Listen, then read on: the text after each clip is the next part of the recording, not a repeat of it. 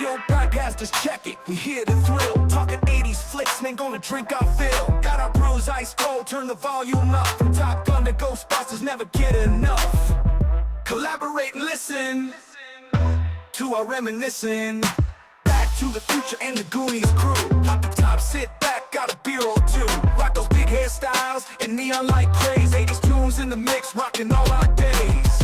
Collaborate and listen to our reminiscing. All right, what's up, everyone? Welcome to another edition of Collaborate and Listen. This is episode 46. 46. What we got going on today, George?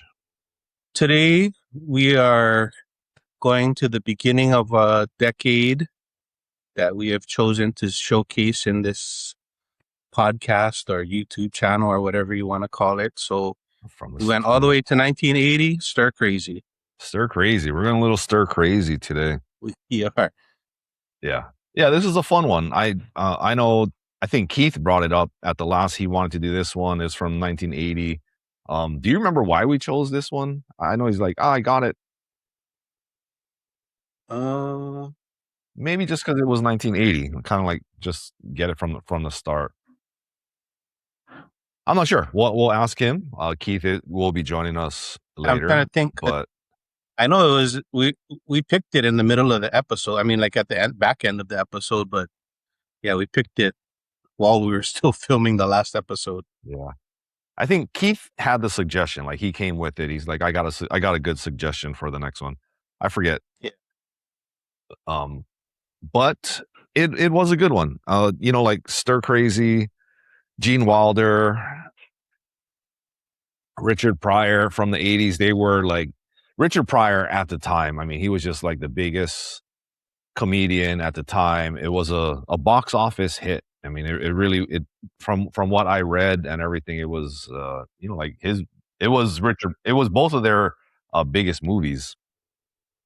So it's definitely a hit at the time. I did watch it. This is a rewatch for me. I don't remember all of it. I don't remember too much of it, but I know I did watch it. Yeah, I think I vaguely remembered them dressed up in I thought it was chicken outfits, but it was like woodpeckers. That's what I remember. I also thought that I remembered them wearing those outfits to jail. But yeah. But once they showed him on the mechanical bull, then it all came. Like I remembered the whole rodeo thing. That part of it. I kind of remembered. Yeah. Yeah, I remember them in jail, and I remember some of the other inmates and the characters, and it was definitely bits and pieces. But if this is from 1980, I mean, I don't think I was allowed to watch it in 1980. So by the time I watched it, it was probably HBO. Yeah, and so I was probably watching it a lot. I mean, so their first movie together was Silver Streak, and I remember that movie also, but I can't remember much more other than the fact that it was the two of them and it was on a train. Yeah. You know what was also interesting, what threw me off? So on the last episode, we played a clip of Young Frankenstein. Or maybe that was the connection. We played a clip from Young Frankenstein because we did Run DMC and it was Walk This Way. Mm-hmm. And, the movie was in black and white. And I was thinking like, wow, Gene Wilder's been in movies for a long time because he was in Young Frankenstein. And I'm like, wow, that movie is old. And he's been in movies for a long time. And it wasn't because it was an old movie. It was just because they filmed it in black and white. They filmed it in black and white to make it seem like nostalgic and like a classic black and white movie. And so that all threw me off so much, the timeline of movies and everything. Well, you were pre-gaming and I wasn't, so yeah, let's get to the beer. First beer. So I have a Cosmic little thing IPA. I have a whole cooler full of Sierra Nevada beer, so you'll know the trend, but all of these I think we did before, so I didn't want to do anything new. Yeah, we did the Sierra Nevada, but I don't think we even mentioned. Yeah. We can't I remember meant, what episodes we do things and like even like what rankings and flavors that we gave them. yeah. But All right. So people that are watching may notice the fact that Charlie is not in studio with me. yeah, it's not because of the weather. This is the first time Yeah. non-weather related that we're doing it at home. For me, I had a conference this week. I haven't had a lot of sleep, and yeah, just things have been busy, and I didn't want to just driving at all like later. And I thought, and we're also not recording on a Thursday. This is a Friday night, and so yeah, it's a little bit of tiredness, a little bit of it's Friday, so consume a little more without worrying about driving and holding back. And so that being said, I did pregame a good one. So this one, Fuzzy Logic, it was a peach IPA. So this is one from Superfan Chase. We mentioned on the last podcast that the kids were coming home. And so yeah, Chase came home and we mentioned birthdays. And so for my birthday, he brought some beers, and this was one of them. And so I pregame with this one. This one's kind of cool. If you can see, look at the see the label on the Bottle Logic Brewing label, and it looks Yeah. like it's folded up. I mean, it's not. I mean, it is a regular label, and then even down here on the bottom, they got that label folded over. Wow, and it caught me. Like I thought that it was actually folded over like that. Where I'm like, why is this label peeling? You had to That was pick so at it with weird. your finger. I did. I saw But they that did you a have good job. that, It was like because I actually have a peach peach and one peach. also. Peachy. It's very But peachy. So I think I'm gonna like that one, so I'm saving the last. the peach is good. Okay, well, that was my pregame. So I'm ready for a regular game. Now, I don't have a regular cooler today. Look what I got here. The cover's not on here, Is that but a Yeti you bucket? can we zoom in there? There, it's focused in. It is a Yeti bucket. Yeti, look, it's all you can. Now you can see in there a little bit. It's ice and water, and it's what this was meant for. George, do you know who gave me that Yeti cooler there? Did we give that to you? It was from you and Lisa. That's why I thought it looked familiar. But I'm also packing a little Yeti here. Yeah, well, we'll have to tag them. Yeah. All right. So so the first beer, my pregame was from Chase, and my second beer that I'm having here is, let's see, Dank Side of the Moon. Wow. And this is That a New like England. Yeah.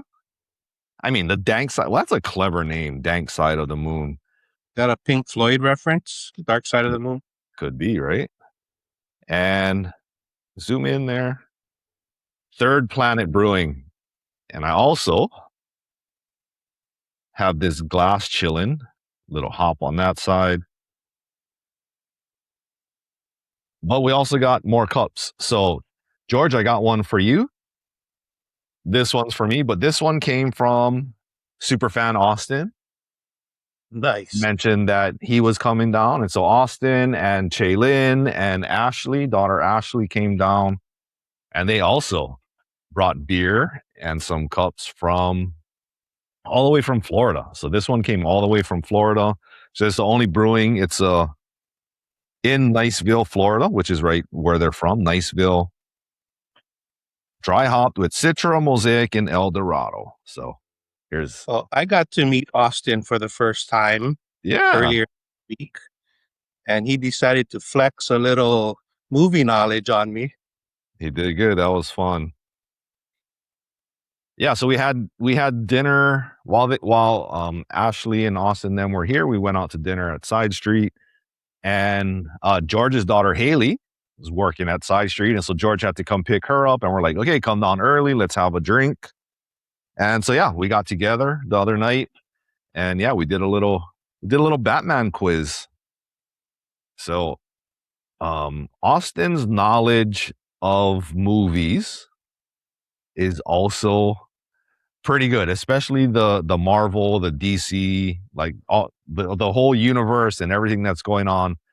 I mean, I was quizzing him on all kinds of stuff. He knows, like, he knows a lot. And so yeah, we did a little quiz. We did a little Batman quiz between George and Austin, and He held his own. yeah, It might have been I didn't keep score, but it was It was pretty close to a tie, if not a tie. yeah. They both did answers that I didn't know. I pulled it up on Chat GPT, and like if they were challenging me, I knew maybe one of them. Yeah, but that was fun. And Austin really enjoyed them. We talked about it after, and yeah, he really enjoyed it. I wanted to have him on the podcast, but they left yesterday. So cheers, Ashley, Austin, Shaylin, and Chase. Thank you guys for coming and visiting. Yeah, it was good. So cheers to you, George. And it smells delicious already. they were here. Why? Oh, well, they came to visit, but it also happened to be, we mentioned this last time that George had his birthday and they were coming down, and it was my birthday that weekend. And so we're both rocking some t-shirts that my wife got. What you got going? What you wearing there, George? Got my McDonald's birthday shirt.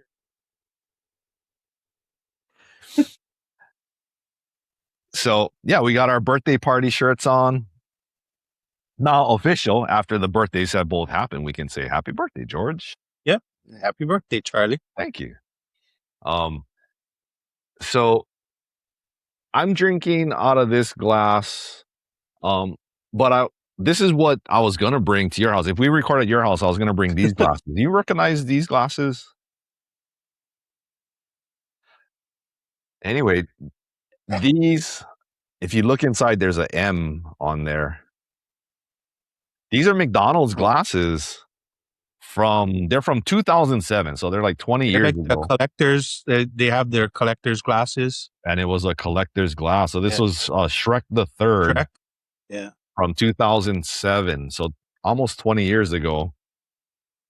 And you had to buy a meal, and then you could pay with like an extra value meal. Then you could pay, I think it was $2, and they give you a cup, but you couldn't choose the cup. And it was a collector's. There was 4 cups in the series, so they got you coming back. Yeah. So we have 4 cups in the closet. I didn't look if they're all the same or did we get the whole set. I remember they have like they have some older ones that was just like it looked like it was like the ocean with like the Hokulea or some kind of thing. It was just like I wonder if we might still have some of those at our house. Yeah. But yeah, they're perfect size tumblers. So speaking of McDonald's, and we're wearing the shirts, and yeah, I mean, classic characters on the shirt. And I couldn't name, when you gave me the shirt and I was looking, could you name all the characters just by looking at the shirt? Do you remember all of them? I remember them, but I couldn't name them all. No. And we'll do a quiz a little bit later and see how many. We probably name half of them, but I don't know a couple.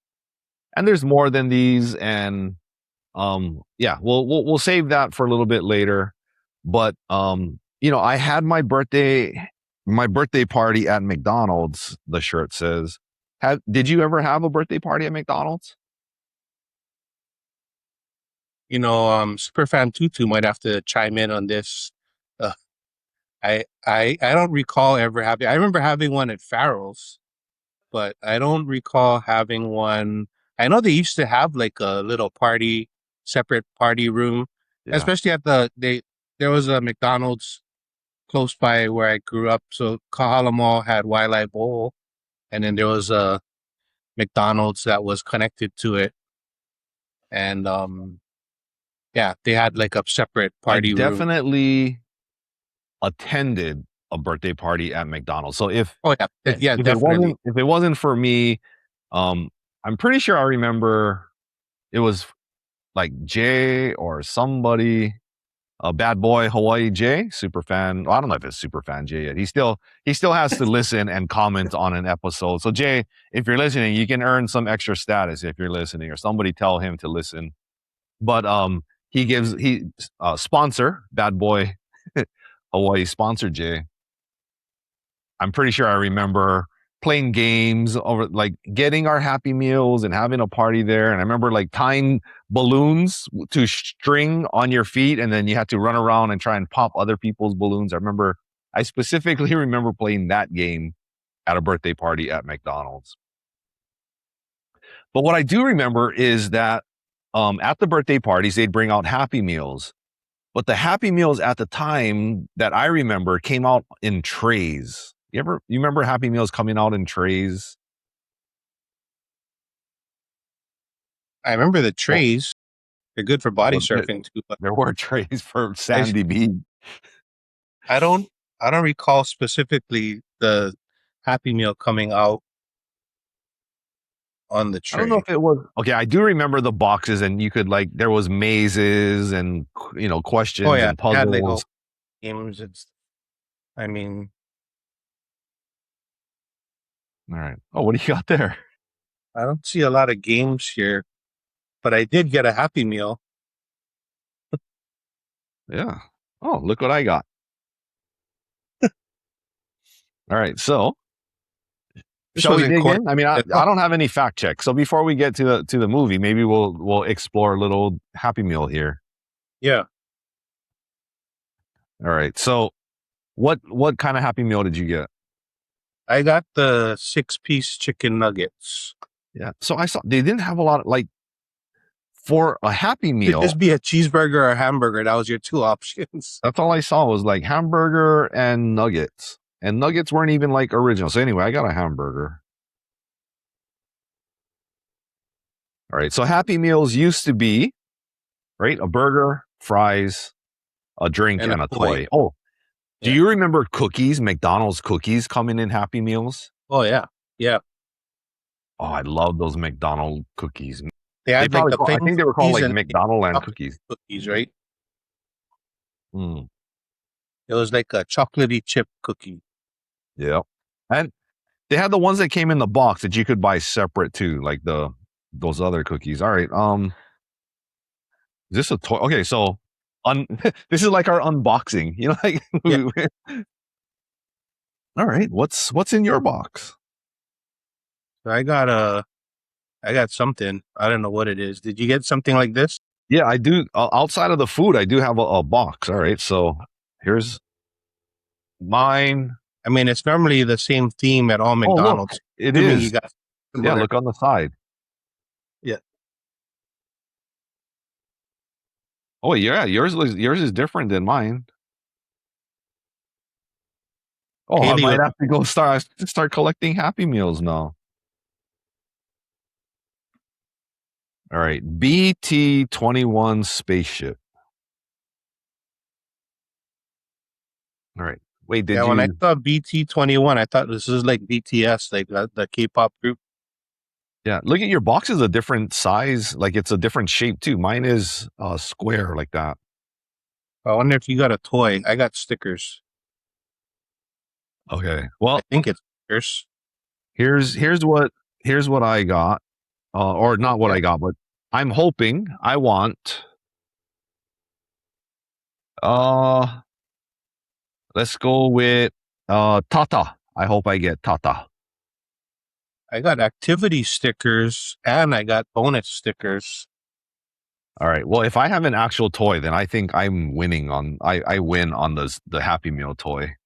Well, along with my stickers, whoa.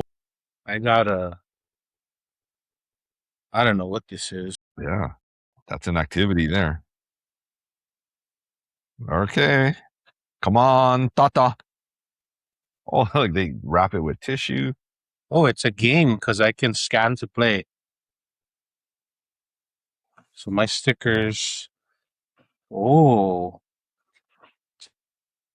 1, 2, 3, 4, 5, 6, 7, 8, 9, 10. There's 10 openings for stickers, and it looks like I have easily like 20 or 30 stickers.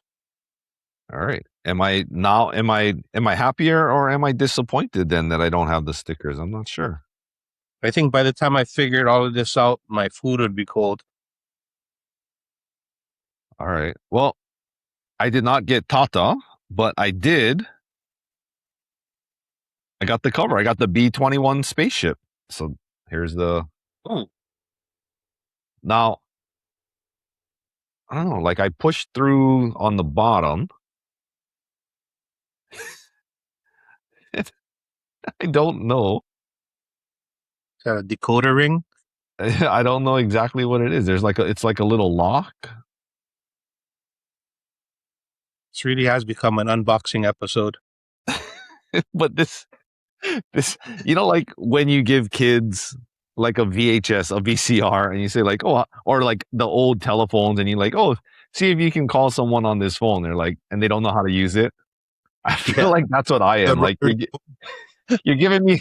Some kid would probably just pick this up and be like, "Oh, look, it's the BT-21 spaceship," and you turn this around and you can just. Oh, look, it's a Kitama.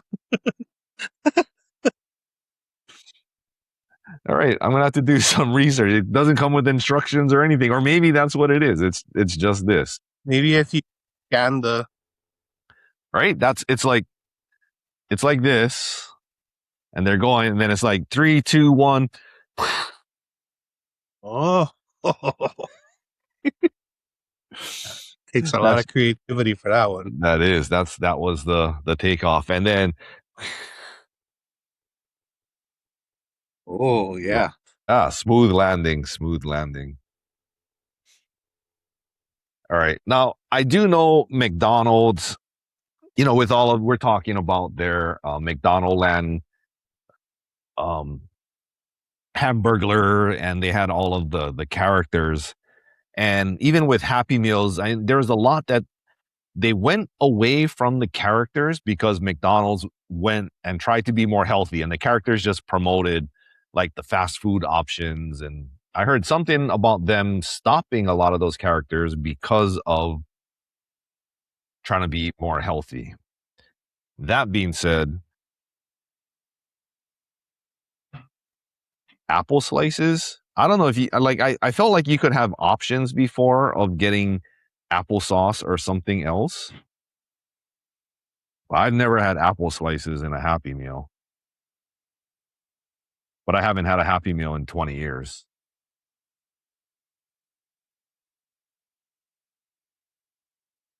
Tear here. I don't know.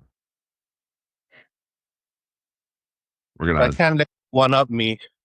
I also got apple slices. Oh. And you put yours in the fridge, keep it cold. Yeah. What a good idea. Till I can get some peanut butter to dip it in. All right. So yeah, we said we didn't bring pretzels or other things for today. And we said that let's get a Happy Meal, and well, if Charlie was in studio, he would have pretzels. In fact, I brought cuttlefish. Well, when Keith comes on, I actually have popcorn too.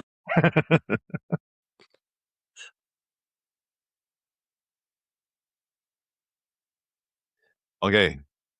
I didn't give the beer a rating, but this Dank Side of the Moon, it's such a good name for this beer. It's super dank. It's super tasty. On the quaffable, it's an easy 8.59. It's like a really tasty beer. Sorry, George, that you're not sharing this with me. It's probably like a 7.2%. Kind of bummed. Yeah. But 7.5, even bigger. Ooh. Yeah, sorry. The next time Ashley comes, it's not going to be next week, so we might have to wait to get Dank Side of the Moon again. Oh, mine's a 8. Oh, those Sierras, that's Oh, this is a deep one. I didn't even realize. oh, that'll do it. I was gonna say it has if it's an 8, it's probably yeah, it's got to be a double. All right, I opened the apples now. I can't stop eating them. So it's pretty. So I think I texted you and Keith last week. So my friend was in town. He lives in Washington. He's from here, but he lives in Washington now. And he was here for a while. But I was trying to tell them about beers that we've tried from Washington because you go there a lot, and I couldn't remember Great Notion. Right. So I told him about Great Notion, and I was trying to look it up to show because he lives closer to the shipyard, the Puget Sound shipyard. He lives in Port Orchard. But when I looked up, because another one of my friends is flying up on Monday, and I was trying to show him where it was. It's like in the University District, right? There's a couple, but yeah, It's pretty cool. Well, the one I yeah. saw looked like it was about 6 or 7 blocks away from UW, and there was a Reuben right across the street. Yeah. They're both that. I the Ballard, I think, is the area that one's called. Which is funny because right up the street from that, I saw Dick's, and from Sir Mix-a-Lot, we all know where Dick's is because Dick's is they're the cool hangout. Yeah. I know when I was younger, and then you see a Dick's, like or even like Dick's Sporting Goods, and Yeah. That's just funny. Dicks and farts are always funny. But yeah, I am familiar with that Reuben's and that Great Notion. Been there. Well, I'm trying to think what else. Other than family meal, do you do anything else? Or you guys went to Turtle Bay, right? Turtle Bay and Ko'olina while they were here. We did zip lining out at on our way back from Turtle Bay. We stopped at Kualoa, did some zip lining. That was awesome. And then yeah, just hanging out, just spending time playing games. A lot of hiking, a lot of walking. I was curious, how do you get like that zip line? How do you get to the top? Do they they drive you? Oh, they drive you? Yeah, they check you into the visitor center, and then you take about a 15-20 minute drive. And then where the whole zip line, I mean, it's not a steep, like you're not going very steep on the zip line. So they did take you up closer. I mean, just a little bit, 15 minutes up from in towards the mountain. And you pass by a lot of the movie sets, and they didn't do a big tour, but you could see some things. And then when you get up, there's like a short hike to the first one, and then it's just going back and forth, back and forth, back and forth, and then a short hike at the end. But yeah, you don't need a lot of angle when you're zip lining down. Yeah, end of the month, Haley has a couple friends coming in from Davis, so that should be that's good. Chase, be interesting. I think they both haven't been here before, so Chase came not the last time that Chase came home for Christmas with Caitlin, with his girlfriend Caitlin. They came down and they went to Kualoa, and they did those quads. Like they take you out, you drive your own thing, and it's a tour, and you just go around the whole property, and they take you around. And he said that it was fun. They take you around and show you all the different, I guess, mostly a movie tour, basically, is what it is. But also, yeah, I'd recommend either one of those. They have all kinds of tours. They had a good system going of all the, like, go to this shack for this, and then people waiting, and then trucks picking people up and taking them away. But yeah, got a good business. Yeah, it's always cool, especially with people that have never been to Hawaii. So they're going to be staying here with us. I think they're going to be here for like 5 days. But the the fact that they've never been to Hawaii, and it's going to help that. So Haley's roommate back in school, who is also from here, oh, you know Maddie. So they, Yeah. um, oh, we haven't heard from Raul in a while We're not posting on social on on the Facebook. Facebook social media. We we got to get that back going for Raul. But yeah, I think that the two of them tag teaming to take these girls around should be even better than it just having to be Haley. So Maddie, especially because Maddie drives, that's Oh, gonna help. a bit. Yeah, she has been. She's been driving, but not at night. Yeah, no rush if she doesn't need to.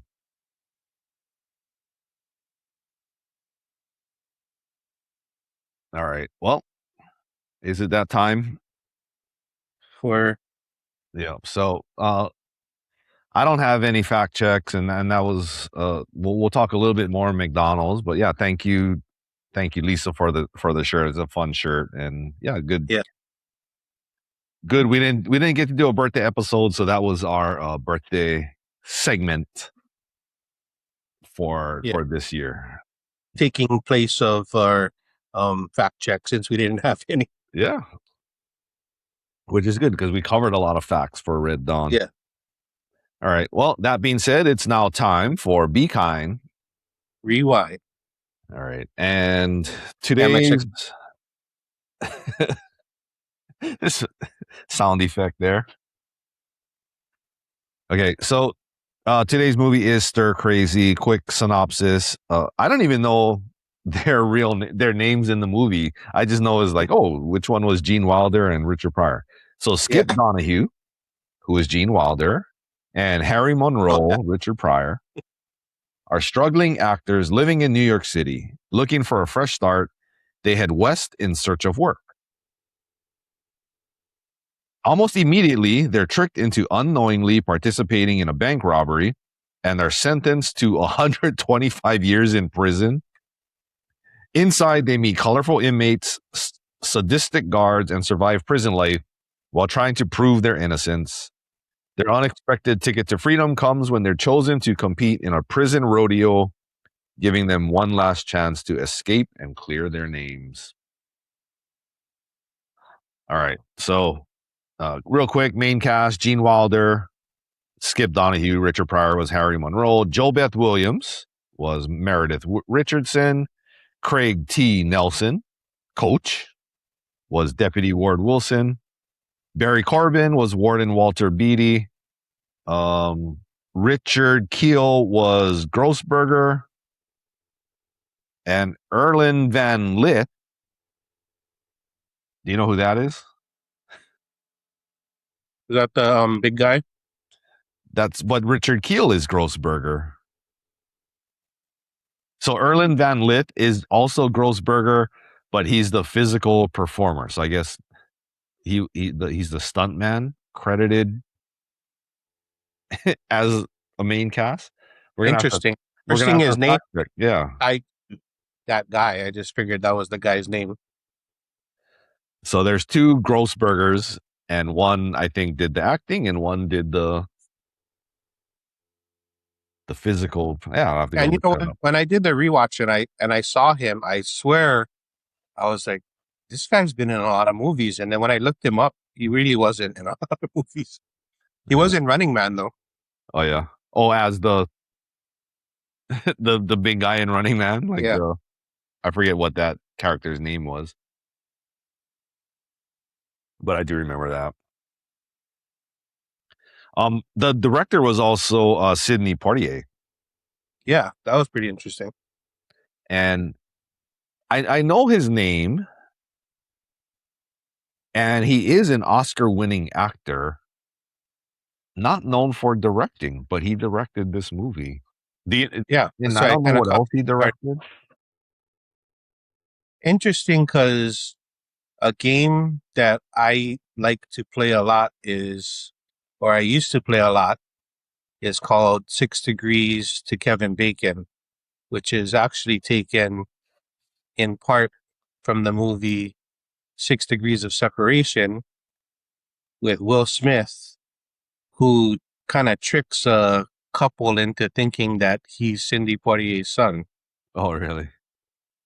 Of course, you know, back when there was no social media, it was easy to dupe people a lot. I mean, like, you just say something with confidence and people are going to take you Yeah.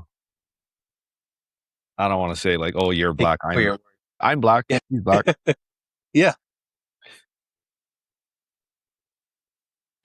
But yeah, I mean, Cindy Poitier was definitely more known as a serious actor, more dramatic actor. So the fact that he was the director in this, I mean, just being the director was a change of roles for him, and being more of a comedy. Yeah. But, you know, I mean, actually, Richard Pryor co-wrote Blazing Saddles, which did act, Gene Wilder did act in, but Okay. Richard Pryor did not. But he was one of the co-writers with Mel Brooks. Again, going back to Keats' whole Young Frankenstein. I mean, we probably gotta go down a little bit of a rabbit hole with Mel Brooks, because comedic genius, definitely.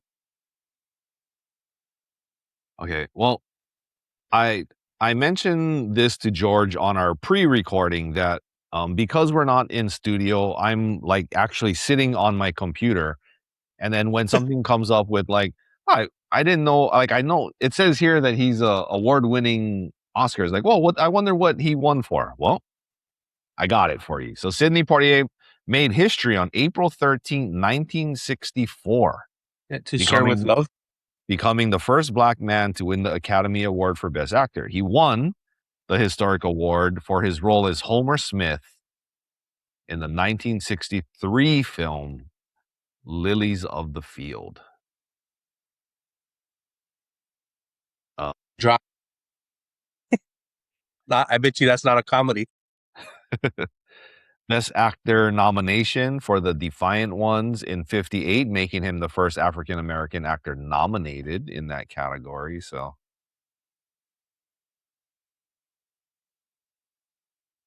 yeah, I guess it looks like his acting career from the 60s, and then for him to direct this in 1980, right? As a lot of actors turn into directors, I that's like wanted the to put next step in their career. yeah, put a director notch in his belt. So I believe, I mean, this was just a successful film for everyone involved. Probably riding off of the six. I mean, they did do a movie before, and Gene Wilder is a known name, and both of them are known Yeah. actors. But yeah, I think Richard Pryor carried the load of making this movie as Yeah, what popular as it I was. really wanted to see if there's any bloopers, because I think it looked like there was a few times that they just didn't edit it, but like they broke a little. He's just going off script, right? Like, Yeah, yeah. Or they just, I mean, you could just see, like, it looks like Gene Wilder's ready to just start cracking up, and I'm sure they have some kind of some real deleted somebody material. has it right somewhere. Yeah. Oh, it's so different going to this beer by yourself rather than if when we drink the beer together, it feels like it just disappears so quickly. I don't know. These are disappearing quickly on I my know. end. I yours are 12 ounces, and I did pregame the one, so Yeah. that one disappeared. I think it's a smaller glass. I think these glasses make you drink slower. I'll pour the rest in the McDonald's glass after. I think part of it is you can cut loose a little because you don't have to drive. Also, it's a Friday, so there's no work tomorrow. Friday not driving. Let's go. Yeah, there's no limits tonight. Yeah.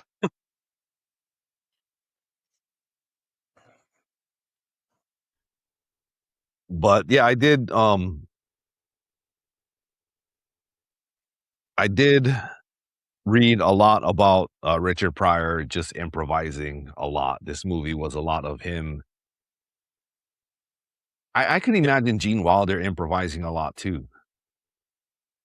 I found out something very interesting about Richard Pryor that I never knew until I started looking him up for this. Did you know that he had a romantic relationship with Marlon Brando? What? What? That So I guess what? he brought it up that sometime in the 70s he and Marlon Brando had a romantic relationship, and I think after he passed away, his wife confirmed it. I wonder So how romantic they got. I That's was like, yeah, well, in this movie, at the end of the movie, the one inmate, and he is, they got him out, and they end up escaping, but then he gives Richard Pryor a big kiss on the lips, and Richard Pryor's like, oh, yeah, like yeah. he kissed me. I caught that too. Yeah, Oh, so maybe maybe Richard Pryor's like, I think you should kiss me. Oh, I'm sure you just heard my doorbell ringing. yeah. Amazon. We'll see. Um, Dakota, who's that? Oh, thank you so much. Okay, I'll give it to Oh, Oh, Dakota's back. Dakota's back, and That's your driver.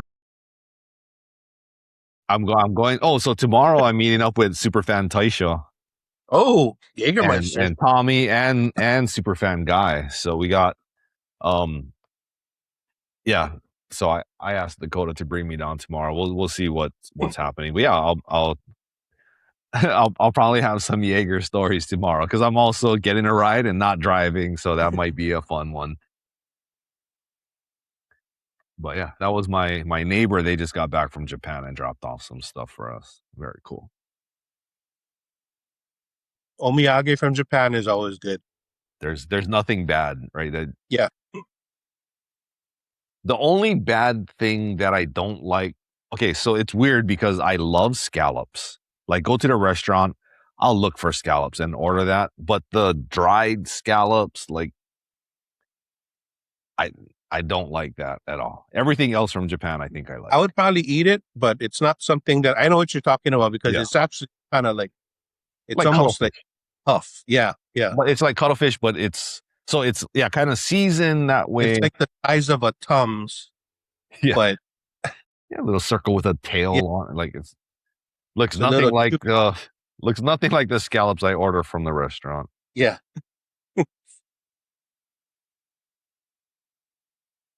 Yeah, I probably have some around here. But yeah, so I did enjoy the rewatch. We had everybody over, and I didn't have a lot of time. So even, like I think this is like 2.5 weeks. It's a little more than 2 weeks since we last recorded. Yeah. We And I had recorded a lot of time. I couldn't get it in. We're just Yeah. busy doing stuff. And so, yeah, I just- after they I all left. probably I had the time. I probably just I just waited till last night to watch Just it. put it off. Yeah, I dropped Ashley them off at the airport last night, and it was already their flight was like at 9 something. So by the time I got home, it's already 8, like almost 9 o'clock, and I had to wake up early. And yesterday I woke up early. I'm just like, I'm not gonna make it, but I gotta watch it. So I got through it. I got through quite a bit of it last night, and then I finished today. But yeah, the movie itself, I'm surprised at how well it did in the box office. It was funny. It was You gotta good. think for that time too, because Richard Pryor was really like ahead of his time too. That's what I'm saying. He carried this movie like that. Yeah. It was all because of him. The plot and everything, hey, you're bank robbers, somebody steals your chicken outfits, and wasn't what's the odds? One black guy, one white guy, Yeah. and then they go out and you go ahead, you get arrested. Yeah, it's just the plot wasn't anything. It's kind of a typical. I'm framed. We're not guilty, and then Yeah. you have to try and provide, like, just prove that you're innocent. And through that is a whole lot of wacky stuff. Anything can happen in jail. Was there any Oh, part yeah, go ahead. that you really liked though? I mean, just their interaction in jail with the different inmates and building relationships. What I kind of take away from that, and even at this conference that I was at, is how you're an inmate, you're the warden, you're whatever, like that. We're all humans. And these people, for whatever crimes they're accused of, like, in the end, you still, like, they connected with people. Yeah. And so just kind of that general, for me, it was that general learning about other characters and just being like, wow, man, we're all in jail, and it's like different reasons, but we're all humans together. It's definitely a different prison experience than those movies that are like gang related or like American Me, where you have like the cliques with the Mexicans and the Aryans and the black guys, and Yeah. this was more just about surviving, and everybody was friends with everybody. I mean, the fact that Richard Pryor and Gene Wilder are in there, and I mean they were. I don't think they would have brought them in as cellmates just because they were accused of the same crime. It's like But- Red Dawn. Don't look at Yeah. it as realistic. Yeah, Look at it for movie value. We're gonna put you two together. Yeah. With Brosberger. entertaining that way. But even when they got separated, like some of the funniest scenes were like or one of the funniest scenes is when Richard Pryor gets put in the infirmary. Yeah. And I started I came in here for a hernia and they cut one of my nuts off. Hope you don't get the Korean guy. Yeah. And that Korean guy was like a bad Korean too. Like, he comes in, I forget what he said, but it wasn't even like a Korean accent. Was funny. Yeah, that was, I caught that. That, and I think when they were doing like hard labor, He's trying to drink from them. They give him the ladle with. I was like, I didn't notice that there was holes in that when everybody else was drinking. And I did see him. Okay, so here's what I caught. I caught him taking the ladle that everybody else was drinking and putting that on the side. And what I thought was, wow, these guys are super sanitary that they give a new ladle for every person that's drinking. Because Gene Wilder's like, oh no, I'm not thirsty. Like he's like, I'm tough. Like, I'm good. That was supposed to be the one he was gonna get. Yeah. The one with the holes in it. Yeah, because they're trying to break him, right? They're trying to get him to commit to being in the rodeo. Yeah. All right. Also, let's talk a little bit about this rodeo. Like, it's a prison rodeo. Okay, prison football games. Prison football games. Yeah. I get it. I mean, you got longest yard that been done already, so prison rodeos, first time. However, apparently that's not a thing. That's a real thing. Oh yeah. That there are such things as prison rodeos. Maybe not like with the actual gambling and money that's put on it,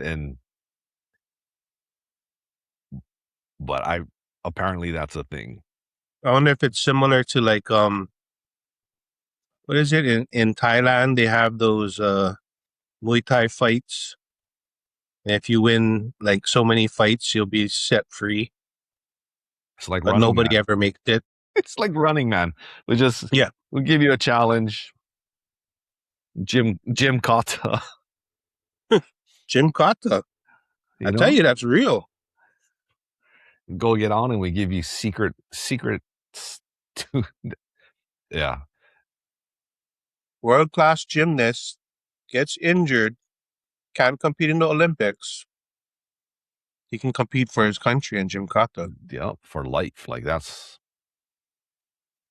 I'm not gonna lie. I mean, since Jim Cotta and watching other movies, I'm like, this guy would be valuable in Red Dawn. We could have used him in Red Dawn. Yeah.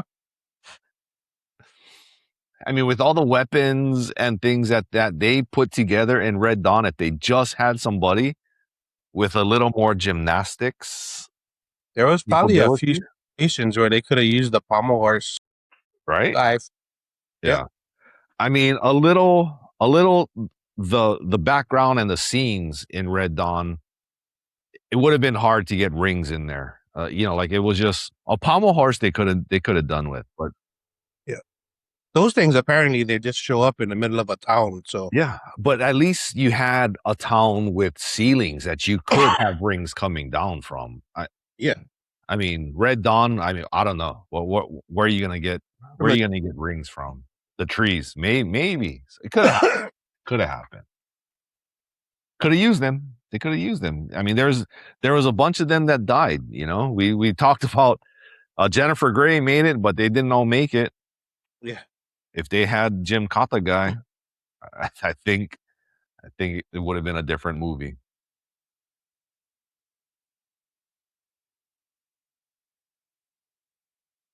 Yeah, but so one of my favorite scenes from Stir Crazy was when they put Gene Wilder the first time, when they just put him on the mechanical bull, and I was like still like okay, why did they put everybody on this mechanical bull, and why did they put him on there? And then when he goes on and they speed up the the speed of the film and everything, I'm like, oh, again, so not realistic, and just loving watching now movies to be like, because it's a movie.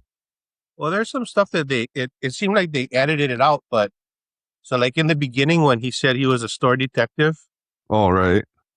and he was like questioning that one lady, And then he was just and in then the bar. and they never show if she actually stole something, or I mean, Yeah. I'm sure she was stealing something, but Was she naked under her? Like, he's like, Yeah, you're not not wearing anything under here, and I know Yeah. it. And she's like, no, I'm an actress, and we don't know. But then he Yeah. got fired. Or after. Yeah, there was some deleted scenes, I think. Yeah. So this movie was almost 2 hours. Yeah, it was pretty long. It's pretty That long. was the first thing I checked when I started watching it. So I think because in 1980, that's pretty unheard of to have a 2-hour movie. So I think they needed to cut some of those scenes to keep it under 2 hours. But that's almost as long as most of our episodes, but I think we're a little bit more entertaining than I that hope movie. so.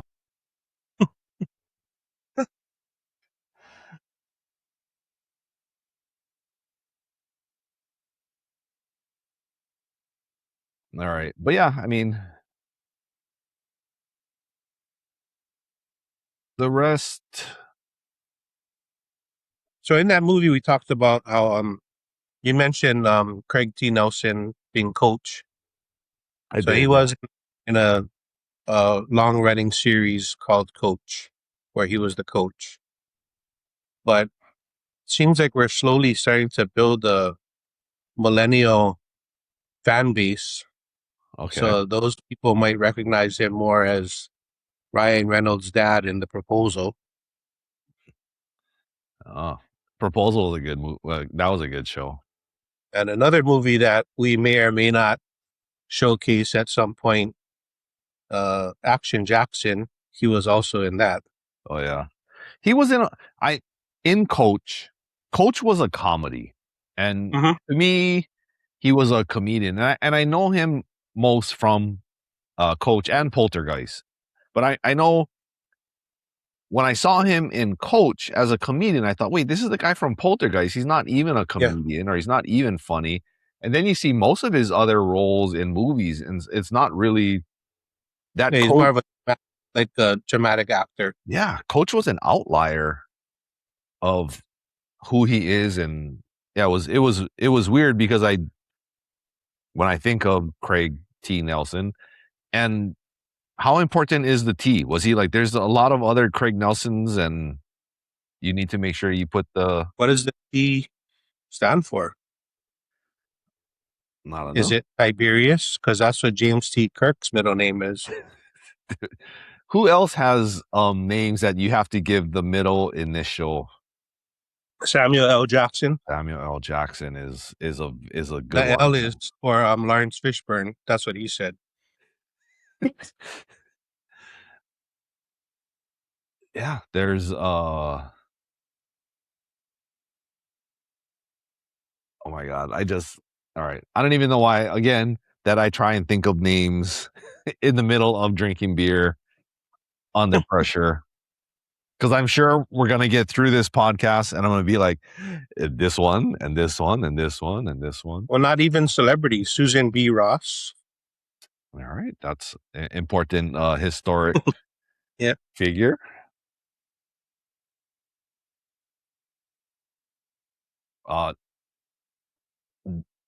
John F. Kennedy got one. Fitzgerald. Yeah, you don't say you mostly, when you say his name, I mean, you could say just first and last name, but I think F comes in there quite a bit. It's always good to put a little F in there. Yep. What else we got one for the movie? Jo Beth Williams was also in the movie. So the fact that Craig T. Nelson and Jo Beth Williams were both in this movie, which kind of caught me off guard when I did the rewatch.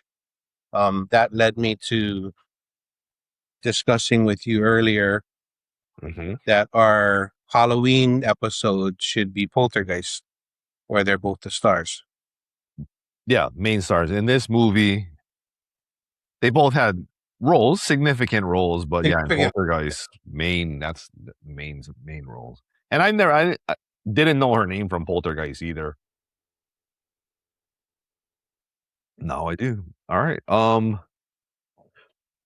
gonna bring Alyssa on real quick. Oh, I gotta hear her life lessons.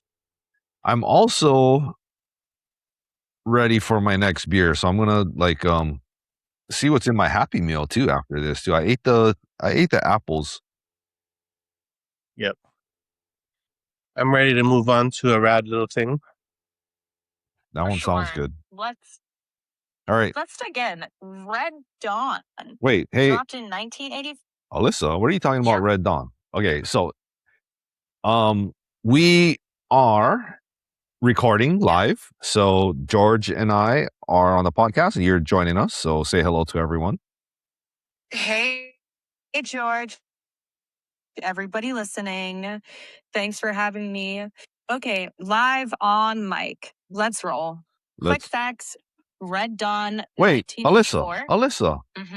Why are you? Wait, yes? Why do you keep talking about Red Dawn? Who's prompting you for that? I jumped the gun. My bad. Yeah. Earlier, I heard you say Red Dawn and ran with it. Okay. Let's reset. What do you want to focus on right now? Thank you, Alyssa. Resetting. You lead. Of course. That's Go ahead. What's our move? Okay. Normally, when I bring you on during the podcast, what do we need you to do? Exactly. I stay in support mode. Short, on cue, and only when you toss to me. I'm going to have to Want me edit to this run that out. play? I'm going to edit this. I don't know. Okay. We're recording the podcast for Stir Crazy. If we bring you on live during a podcast, what are we expecting? Short bumps, only one breath, color, no long riffs. You cue, I hit, I bounce. I don't even know what you're talking about. Give us some life lessons in Pigeon for the movie Stir Crazy. 1, stay ready. Things change quick. No freeze. 2, use your local style. Be yourself. Adapt. 3, trust your crew. Nobody makes it out solo. 4, laugh, even when things are heavy. 5, stay humble. Help people. That's how you win. All right. I'm not going to lie. That was the worst life lessons that you've ever given us. I think she's drinking. She drank more than we Fair did. call. Let's reload. Quick and punchy. It's all about No, keeping calm when life goes. see you later. I got to go, Alyssa. We got Happy Meals to eat here. And how, all right? Quick note. No. I don't know what was like what I think she pre-gamed a little too, right? Yeah, she's glitching. Yeah, the internet, like everything. I mean, it was glitchy, and I had no idea what she was talking about. I think I pulled her up, and yeah, I don't know. She heard when I opened the app, and we mentioned something about Red Dawn, and she just heard Red Dawn and went with it. I don't know. She's always listening. She got it. She got it all wrong, but she got it. Okay. I'm in the middle of my beer, and before I get Keith on, I got a McDonald's hamburger. I'll be the hamburglar today. Now, this is what I used to do. I'm going to pour my beer before I do this so I don't choke to death. But how many bites do you think you could eat a hamburger in? I guess that goes out to anyone. How many bites do you think you could eat a hamburger in? I could probably do it in 4. I think, name that tune. Oh, wait. What do you mean? Like, take one bite and then chew it, and then take another bite and then chew it? Or are you talking about chewing is included in a bite? Yeah, I think it's like how much can you fit in your mouth and then chew it and swallow it. Right? That counts as a bite. A bite is like you put it in your mouth and then see how much you can swallow, chew it and swallow it, and then take another bite. We're going off on a tangent here. Well, we're Talking a lot. gonna do it. I'm Chewing and swallowing. just make sure you take it out of your mouth. All right. Well, this is Luminous Cloud. Luminous Clouds, and it is a hazy pale ale. We don't do a lot of hazy pale ales, right? We do pale ales and hazy IPAs. But this is a hazy pale ale, and it almost went hazy onto my floor. These are small little cups. All right. It looks like a hazy. I mean, like it's definitely hazy. No, it looks like a hazy IPA more than a. No, well, it does look good. It actually, I just when I just drank that little bit there, it tastes kind of like a session. You know, like it's a lighter. It doesn't. It's hazy. It has the flavors of an IPA, but it's not. I'm on a rad little thing. Wait, what And was the this last one that you did? Looks like a hazy. Rad The Bull. last one I did was, I think it was the Cosmic one, because I'm saving the peach one for last. Oh no, was Cosmic the first one? Yeah, Cosmic was the first one because that was a deeper. Keith is he's in for a fun time tonight. We're getting through our beers pretty good. Okay, so here's my hamburger challenge. I think I can, for sure, 3 bites. I can shove this in my mouth. Maybe 2. I'm assuming I'm going to have to do a lot of the talking while you're trying this challenge. Yeah. All right. So get ready. Maybe I should bring on Keith. Let's get. Yeah. I'll before I take a bite, I'll tell Keith we're ready. I'm already eating cold chicken McNuggets, and McDonald's. Thanks, McDonald's. Forgot my barbecue sauce. Oh, you didn't even get sauce? All right. When Chase was younger, like ketchup was sauce. Like it was just we didn't need other sauce, but no McNuggets, barbecue sauce. What's your favorite? I guess barbecue if that's what you got for your nuggets. I used to always get sweet and sour. That was my go-to. Yeah, barbecue is my favorite for the McNuggets at least. Mm-hmm. The mustard one was pretty good. That's all. They had the honey mustard. Oh, right when they first started. I don't know what they have now. Barbecue. Yeah, now they have kinds of. They have like sriracha or something, and but they still have the barbecue sauce, sweet and sour, hot mustard. Is it honey mustard or like It was honey mustard, not hot mustard. They have a hot mustard or spicy or hot mustard, I think. And then sweet and sour was. Sweet and sour, yeah. My two go-tos were barbecue and sweet and sour was kind of what most people got. I think.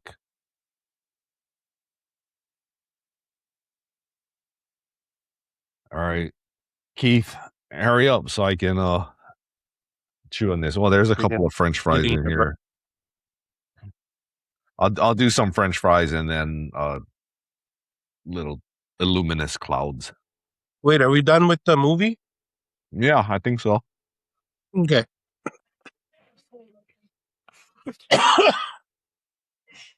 Yeah, we got to the rodeo.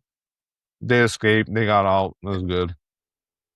Okay, well, while we're waiting, I'll give this a quick rating now that I've tasted it. Yeah, it does. It tastes like it does taste like a good session, basically.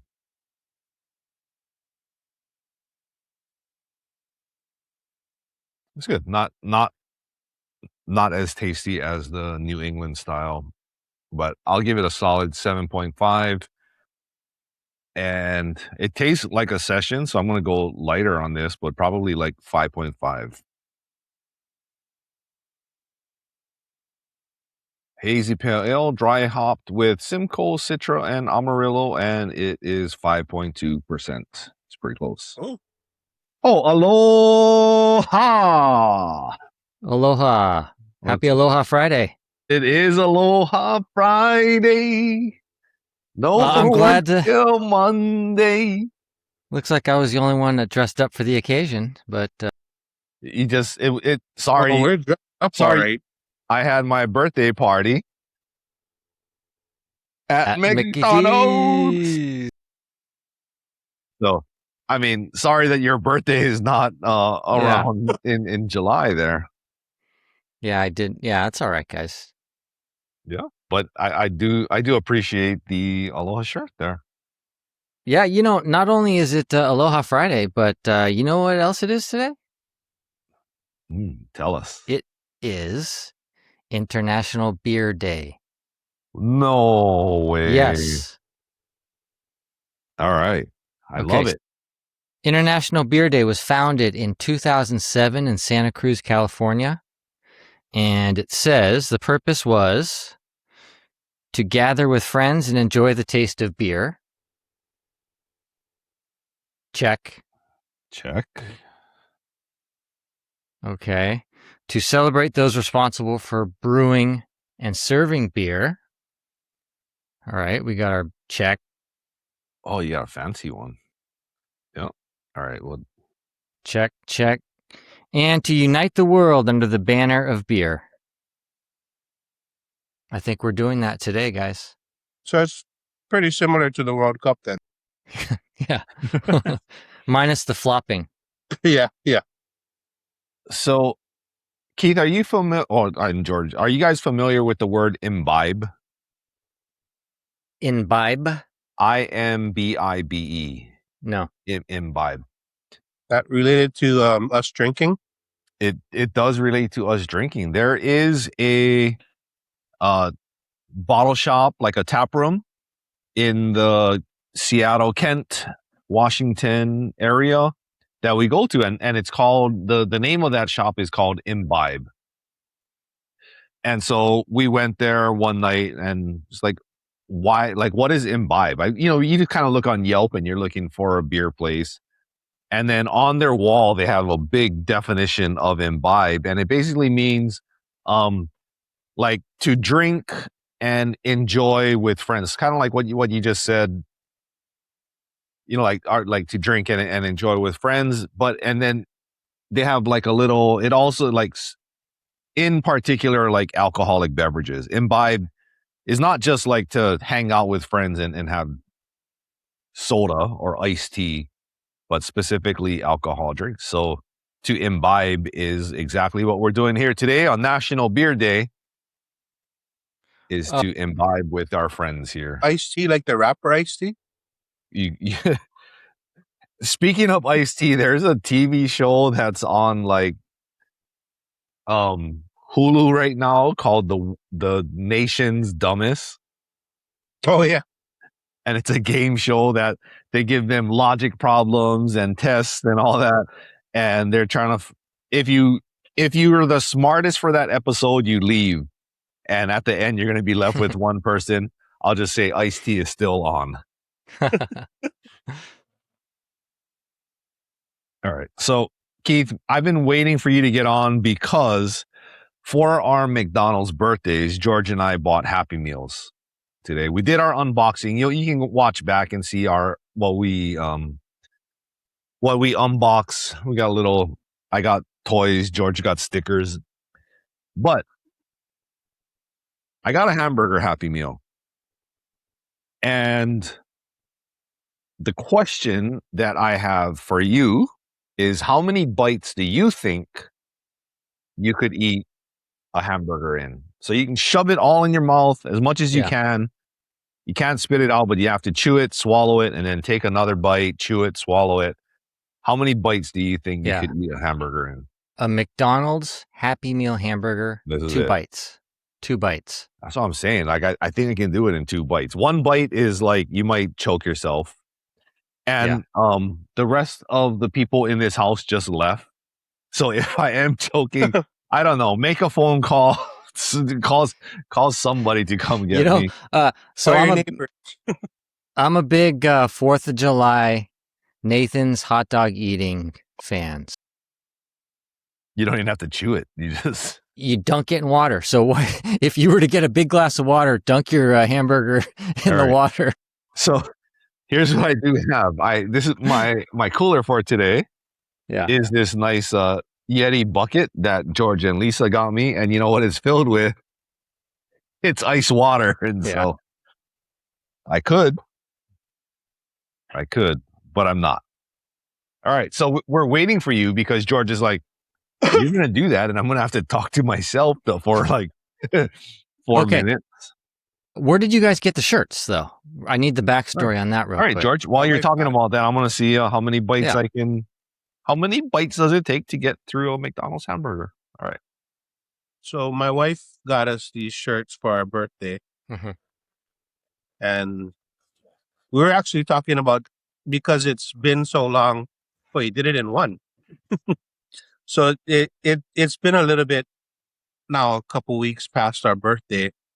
I was thinking about just holding these shirts till next year, but it's still close enough. So Charlie felt we should do it now and get the Happy Meals, especially because we're remote. Yeah.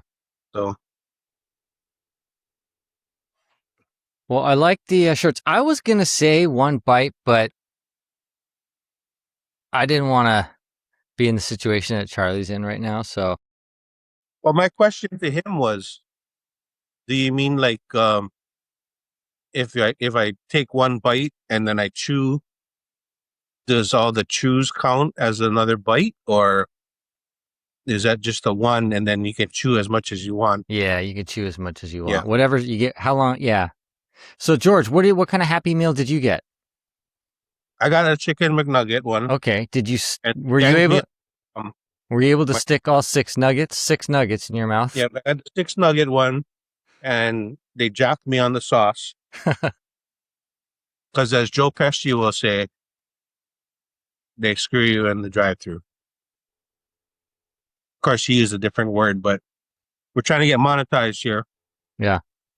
Well, is there there's never been an F-bomb dropped on Collaborate and Listen. Has there ever been a curse word? Oh, I'm pretty sure. There's been S words for sure. S words. Now, so it's so funny. I remember when my kids were growing up, Brianna, she came home one day and she was talking about one of her classmates, and Brianna was just like shocked. She said she used the S word, and we're like, really? And she said, yes. She said, shut up. Shut the front door. All right. Well, I'm gonna say congratulations to me for doing that in one bite. I had to mute myself because I almost I did cough and I was choking, and I tried not to drink, like take a sip of anything, just do it like straight eating. No, stupid. Why do that? But it was fun. Anyway, one bite. All right. So since we're celebrating International Beer Day, what are you guys drinking right now? All right, go ahead, George. I'm drinking, I have a variety pack, the Sierra Nevada variety pack. So right now I'm drinking Rad Little Thing. Okay. And earlier I had a Hazy Little Thing and I had a Cosmic Little Thing. And my last one's going to be, Next one. my last one that's in the cooler Yeah. is going to be a Peachy Little Thing. So that kind of starts with my first one. We talked about this a little bit, but so Chase and Ashley were home. And so Chase brought back a little Fuzzy Logic, the peach IPA. And then all the way from Florida, Niceville, Florida, Dank Side of the Moon, from Third Planet Brewing. And she brought a few beers with taster cups. Nice. And then the current one that I'm drinking, it's called Luminous Cloud, and it's also Third Planet. Now, Keith, when you hear Dank Side of the Moon, what does that make you think of? Pink Floyd. It was a good beer. Exactly what. Yeah. So again, that's one of the bands where I, growing up, I was not a fan of Pink Floyd. I just thought the music kind of put me to sleep. I think that's kind of what it, but I did like Another Brick in the Wall. That was a good song. But I learned to appreciate Pink Floyd a lot more as I'm older. So I think I was very similar. I didn't really care for, other than Another Brick in the Wall. Was it in heavy metal? I can't remember, but I wasn't really a fan of Pink Floyd until probably like the early 90s on IMAX. They had a laser light show in Waikiki. And I still work for the government, so I better not say too much. Well, yeah, I mean, I was very entertained by the laser light show. Yes. That Pink Floyd is known for their laser light shows, like planetarium type shows. They play that kind of music. Yeah. Oh, so I am drinking a beer called Local Legend. I thought it was pretty cool. There's a beer can running. Right up your alley. Yeah, exactly. Cold IPA. It's really good. There's a really long summary here. I'll skip it for today, but Local Legend, Feather River Brewery. It's really good. I will say, Keith, I love the fact that you're drinking IPAs, that you're, like that these are good. This is like, it's I remember back in the day, I don't know if it was Michelob Ultra or like what. There wasn't Not there, long ago. not too long ago. I mean, even just kind of, even when you came to, before we were even recording the podcast and we're hanging out, like it was really just have a light beer, just Yeah. You guys keep going. I'm gonna check the Drebin files. Yeah. Okay. I'm Well, not either, so so I sent you guys a picture. I think it was last week. I visited Revision Brewery. I went and I picked up a couple beers, which I think I'm gonna bring them to you guys next month. I think that they will rival Chasing the Juice. Top the charts. Yeah. I wouldn't doubt it. I mean, they got the formula. It's like Great Notion too. They, the different ones, they're similar, but I'm excited for it. This beer, I mean, this brewery, Third Planet, I mean, it's Florida. I've never heard of it, but again, sometimes you get a beer and it says hazy, it says New England style, and you drink it and it's like, oh, that doesn't taste good. I'm super happy. Like, these are really good. And they came all the way from Florida. George, did you mute your mic? I didn't have a mic. I don't have the mic on me. Oh, okay. All right. Okay. We're so I still kept mine on just to keep the consistency with the volume from recording from this computer, but I know, like, we did this before where George, like, even his video looks, sometimes it gets pixelated on our side, Yeah. but on the recording it comes out good. And this, yeah. All right. How did your recap go? Oh, okay. Recap real quick. Episode 45. You guys were talking about the movie Red Dawn. Yeah. We didn't have any fact And- checks, so if you got some, yeah, bring it. Okay. Well, I have I had a question to pose to you guys, since we were talking about invasions and nuclear war. And if the Russians were actually right, Yeah. since we're now in our 50s. So, the morning of January 13th, 2018. Do you guys, I'm not seeing like a light bulb above your heads. Yeah, the missile. Yeah, so I'm wondering what were you guys doing that day? For those who don't know, right? I guess it went out on text. Ballistic. It went all over the place. So I was lying down watching basketball, NBA, and my daughter came running out of her room, Mhm. and she's like freaking out, talking about a missile launch headed in our direction. And I'm like, I'm watching NBA. I'm pretty sure they'd show it on screen if there was something coming at us. But I did look out the window because my balcony kind of overlooks the Honolulu Harbor. So it would have been coming from that direction.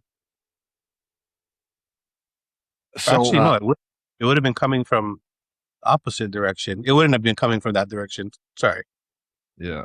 Yeah. But yeah, so I didn't anybody panic. we all got text messages. I mean, like, it came through everybody's phone. Yeah. I have it here. It says ballistic missile threat inbound to Hawaii. Seek immediate shelter. This is not a drill. That would have freaked me out. It definitely freaked out a lot of people that were in Waikiki. Yeah. So that was a big thing because people were in Ala Moana Beach Park. So it was probably like around 9 or 10 in the morning. So it was mid-morning. Yeah, people were already out at sporting events. People were out doing stuff, yeah. So people were scrambling across Ala Moana Boulevard trying to get to like I guess there was a bomb shelter in Ala Moana. But yeah, it definitely was a sense of panic. Charlie, how about you? Yeah, I was at home. I think Cheryl and Chase were also home. They were sleeping.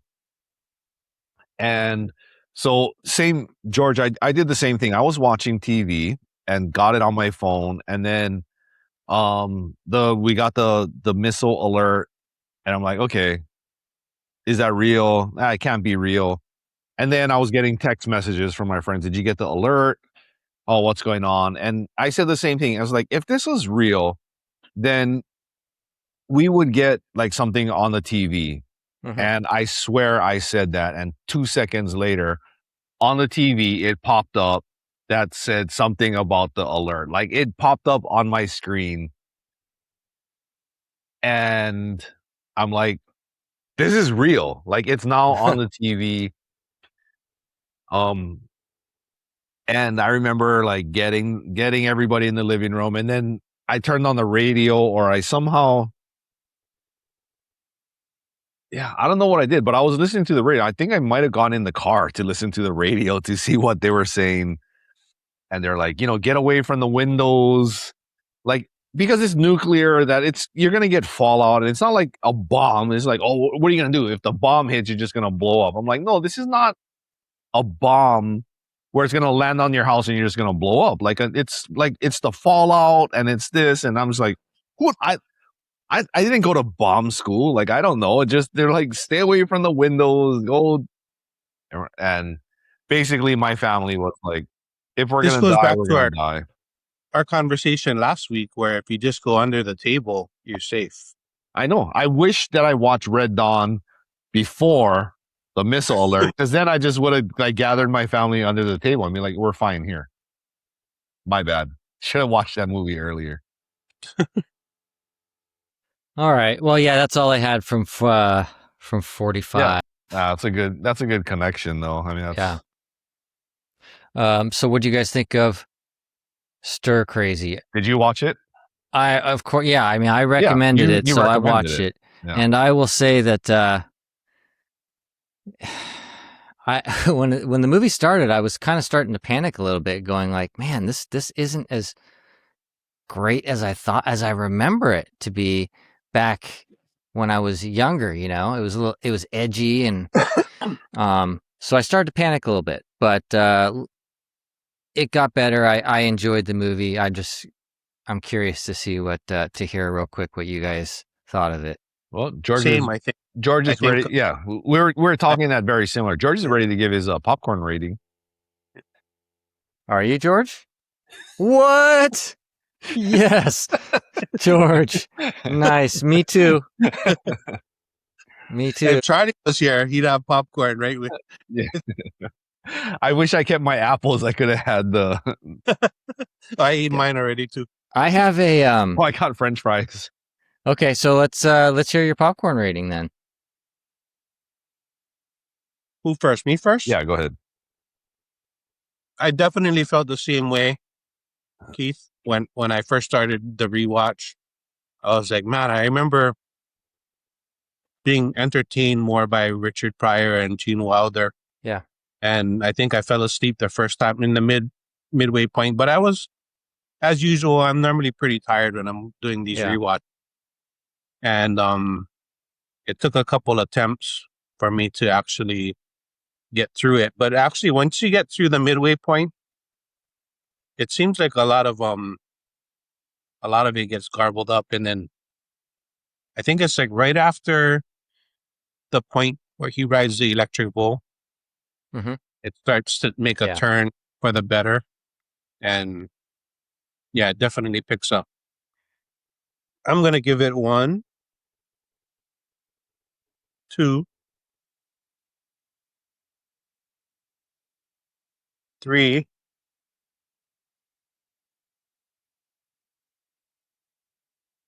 think this would be like a half.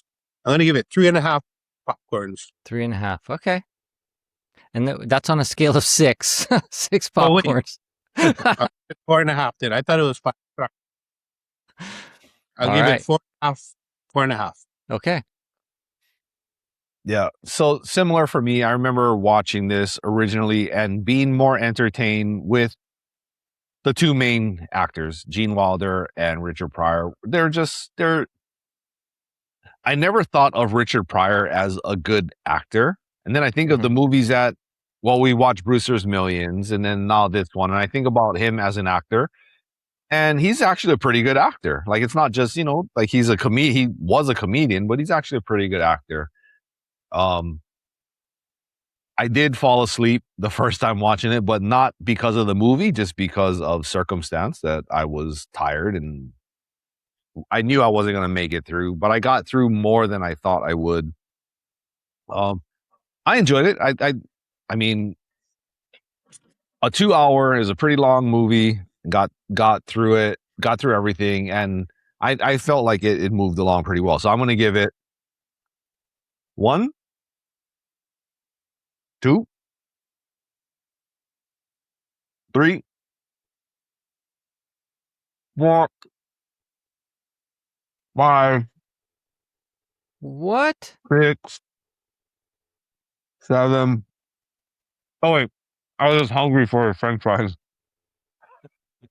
I give it a 4. 4 French fries. 4 French fries. 7 French fries is equal to 4 popcorn. Okay. Yeah. So here's what I'll say. Who doesn't love a good Prison Break movie? I mean, I love Prison Breaks. They're always like exciting, fascinating, the planning, the execution. I mean, it seemed like that part of it was way more thought out than the rest of the movie. Yeah. So it was entertaining. It wasn't a I was expecting a side-splitting, like laugh out loud comedy. That's not what it was. That's not what it was made to be. The friendship between the two of them, I thought was powerful. I thought they were really, they're opposites, but yet they're really good, devoted friends. And again, great Prison Break flick. So I have something. In addition to my popcorn rating here, I'm going to go back to Charlie Said What.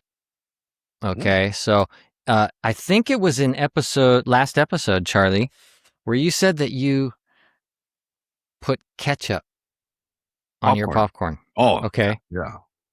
So I had never heard of such a crazy thing in my life. I have never known anyone to put ketchup on their popcorn. Okay. So I thought, I've got my ketchup. I am going to try this. Are you trying it for the first time? Yep. All right, folks. Wait, hang on. Let me know when you're ready to do it. I got something for you. You ready? It's already got the aroma that's kind of messing with that buttery movie theater vibe, but I'm ready to go. Okay.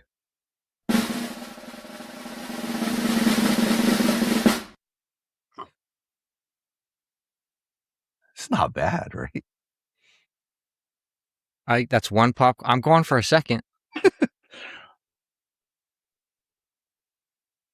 2, 3,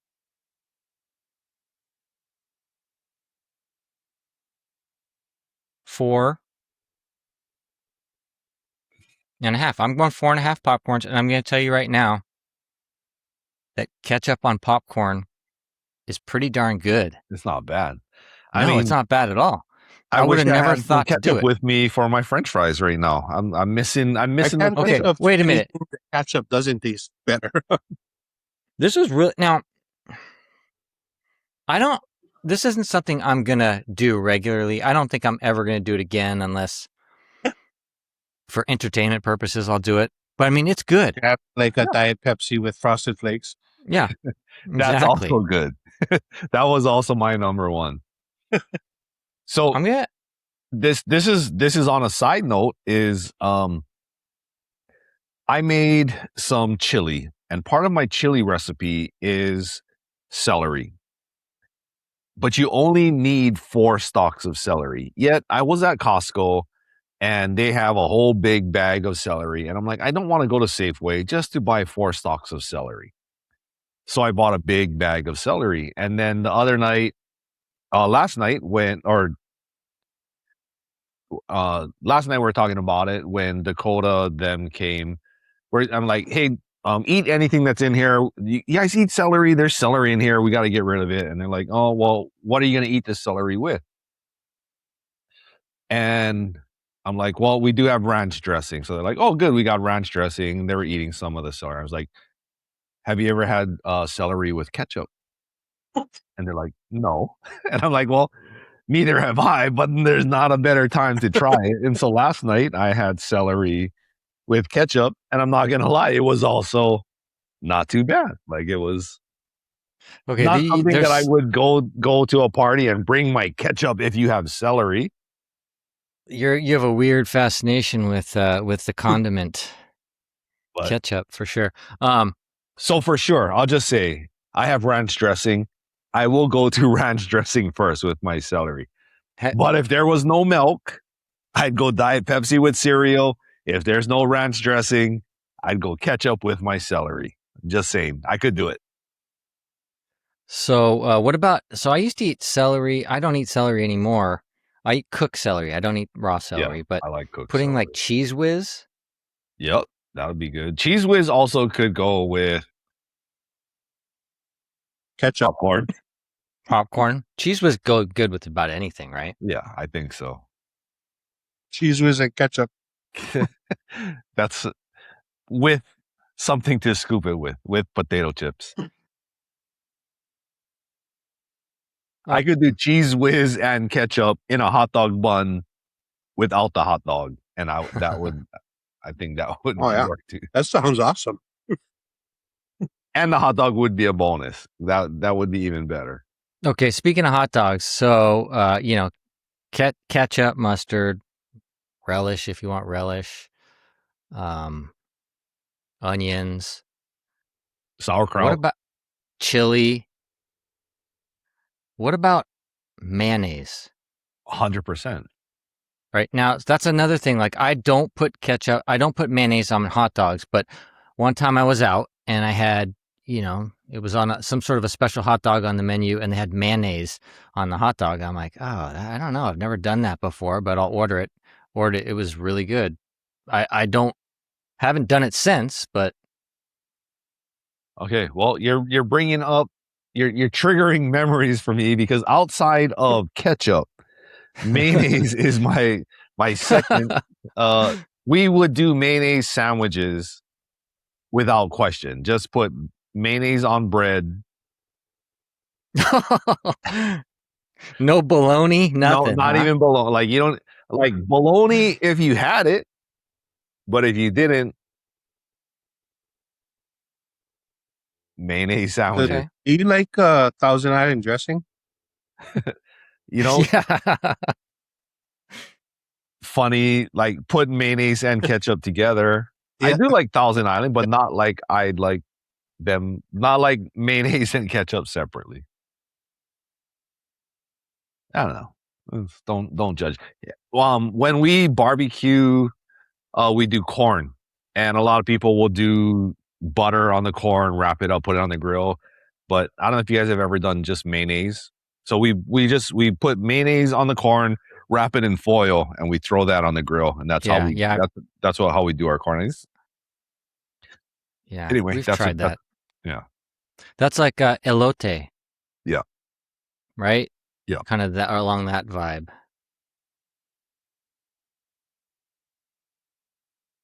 All right. Well, okay, it's about time to get to our songs, but I'm not going to start it yet because I got to hit Driven Files one more time. I'm going to mute my audio, and you guys talk amongst yourself for a minute and 2 seconds. We have to riff now. All right, George, you got anything? No, I did. I met Austin for the first time. Have you met Austin before? I have not met Austin. So I met Austin, cool dude. I didn't realize he was as old as he was. I guess I was just picturing someone much younger. Yeah. But I met him earlier this week, and he has some pretty good movie knowledge, not just of his current time, but he had some pretty good 80s movie knowledge. He did a Charlie had a little chat GPT Batman trivia competition for me and Austin held his own. Did you end up taking the crown though? I don't know if we actually kept score, but if Yeah. we did, I want to say it was probably pretty close. It wasn't like it was a back and forth where one question was for me, one question was for Austin, and so it wasn't like I could like chime in on every one. But I would say it was pretty close to 50-50. Yeah, he All got right.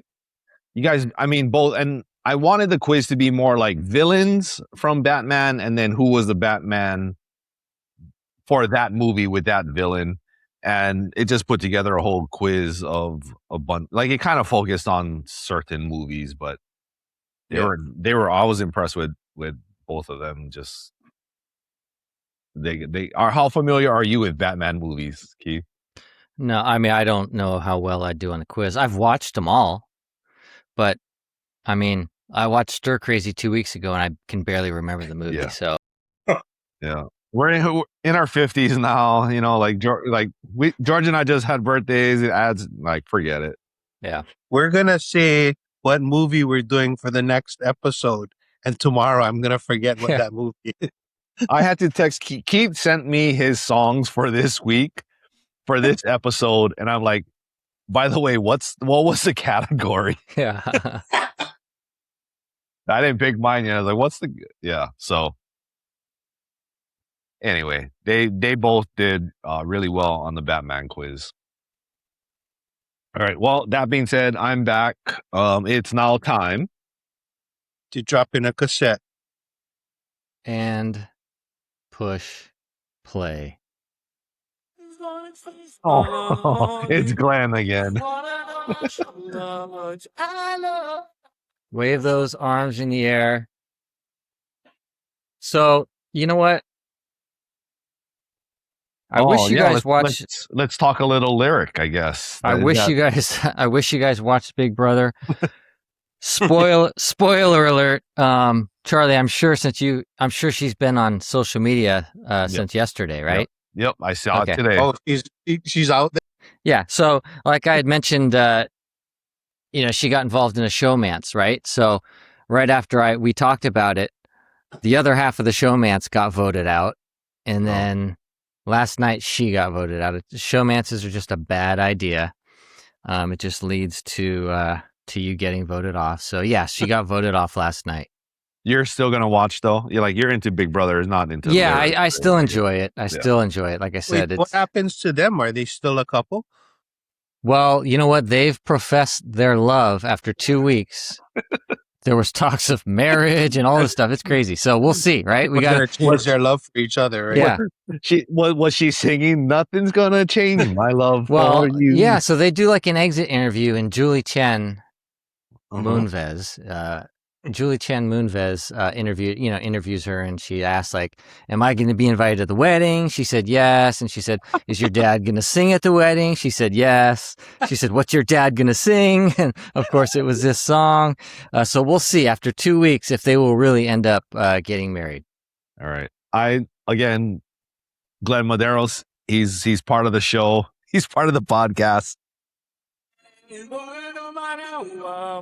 Yeah. We want Glenn. We need some Glenn Maderos segment just for him to pop in. Yeah. Now, if he pops on, then we're gonna have to get a CD and a CD player because to stop the dragging. I just hope that you playing that much of the song doesn't get us taken off air because Glenn Maderos is suing us. Yeah. For playing his song on the podcast. Yeah. You're going to get an email at work or something. I'll go stop by his school. It's like, bro. Cease and desist. Cease and desist. Well, fortunately, Lyric is she's not in copyright law, right? It's real estate law. So yeah, we'll be safe there. She is educated, that girl. All right. Well, we are a minute 45 into this episode already. So, a minute and 45, an hour and 45? Did I say a minute 45? Yeah, you did say a minute 45. I'm a minute 45 back from the bathroom. And so we're going to get into this next part that we are, an hour 45 in. Okay, so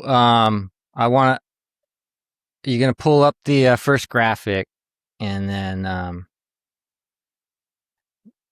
we had selected. Oh, I was going to do my McDonald's quiz. Oh, well, maybe we'll skip that. All right, so here we go. Favorite song of 1980. Now, I don't know if we said, I don't know if we said favorite song. We just said pick a song in 1980. I don't know. I don't know if this was necessarily my favorite song. I don't even know if I'm first, but real quick, 1980. I'll give you some kind of history, I guess, or some information about the year 1980. So in 1980, the Academy Award went to the movie Ordinary People. Other notable films: Empire Strikes Back, Caddyshack, Airplane, Blues Brothers, Fame, The Shining. It's a good movie year, right? TV was Dallas, MASH, Dukes of Hazzard, Three's Company, Magnum PI. Okay. Lakers won the NBA championship. Phillies won the baseball World Series. Raiders won the Super Bowl. It was the year of Miracle on Ice, USA beating the Soviets for the gold. Wow. President Reagan was our president. Pac-Man, Rubik's Cube were debuted, I believe, that year. The average median house cost $47,000, car $7,200, and gas was $1.19 a gallon. Of course, those were all averaged throughout the U.S. So, Wait, did you say Manny Pacquiao debuted at that time? he did. Yeah, he is. Yeah. Can you guys solve a Rubik's Cube? I can solve one side of a Rubik's Cube. Yeah. I've recently, in the past year or so, become pretty proficient at solving a Rubik's Cube. Now, really? Yeah. Okay. Did you do some sort of research in regards to how to solve the equation to get it done? Definitely an algorithm. One of our coworkers bought Rubik's Cubes for everyone, and we just kind of said, okay, let's learn how to do it. And she would come in and teach everybody like the first steps, and we kind of like went through a class of doing it. Of course, I went rogue on my own and just studied and figured out how to do it, and then just practice. So now I can do it like not competitively, but under 2 minutes. I can solve it like in under 2 minutes. Yeah, that's impressive. When Pitch Perfect first came out, I learned the Cup song in like an hour. And can you complete the song in under 2 minutes?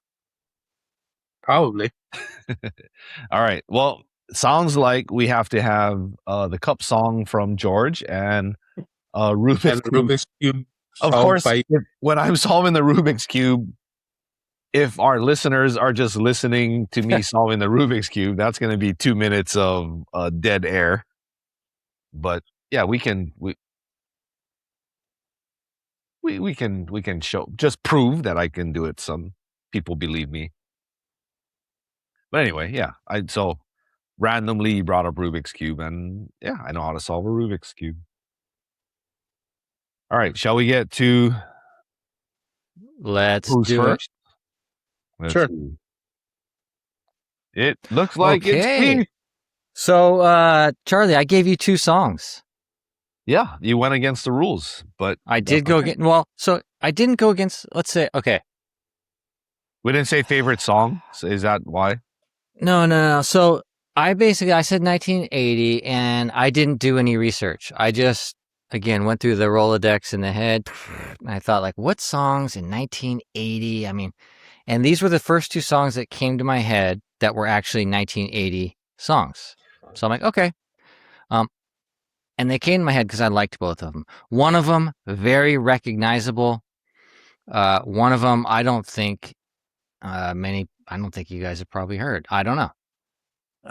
So the one that's very recognizable is the one I'm going with, but there was a talking point to the second song, so I wanted to put it up anyways. So I don't know. I'm pretty sure I loaded them all like you did not give this instructions, so Nope. they all. Well, yeah. Okay. Yeah. Well, let's make sure. I think I got them in order that you sent them. So Okay, this is the number one song. This is the song I chose. The first song that came to mind, AC/DC, You Shook Me All Night Long. God, we're grade school, we're kids at this point, right? And AC/DC's Highway to Hell came out in 1979. I was just a little kid, but I had a neighbor across the street that was, like 8, 9 years older than me, and he was into rock and roll. And so I think that's how I got into this stuff. But the Highway to Hell album came out, and to this day, I think it's one of the best rock and roll albums. Love it. Their lead singer, Bon Scott. Anyways, Bon Scott ends up dying right after Highway to Hell, and AC/DC's first album with their new singer Brian Johnson was Back in Black with this song "You Shook Me All Night Long." wow, that's some knowledge that I did not know. All right, here we go. Let's hear it. Yeah.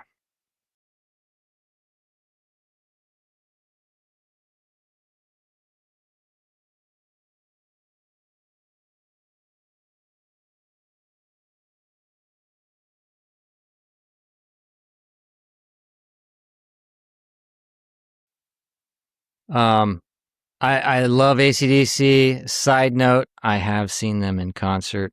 But I mean, to go from Bon Scott to Brian Johnson, if you're an AC/DC fan, they didn't miss a beat.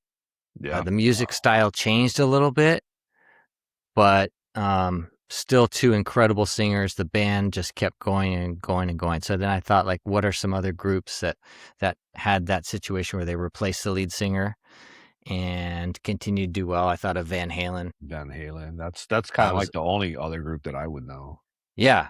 Journey, Well, I guess, with Arnel Pineda, but he was like more of like he kind of copied Steve.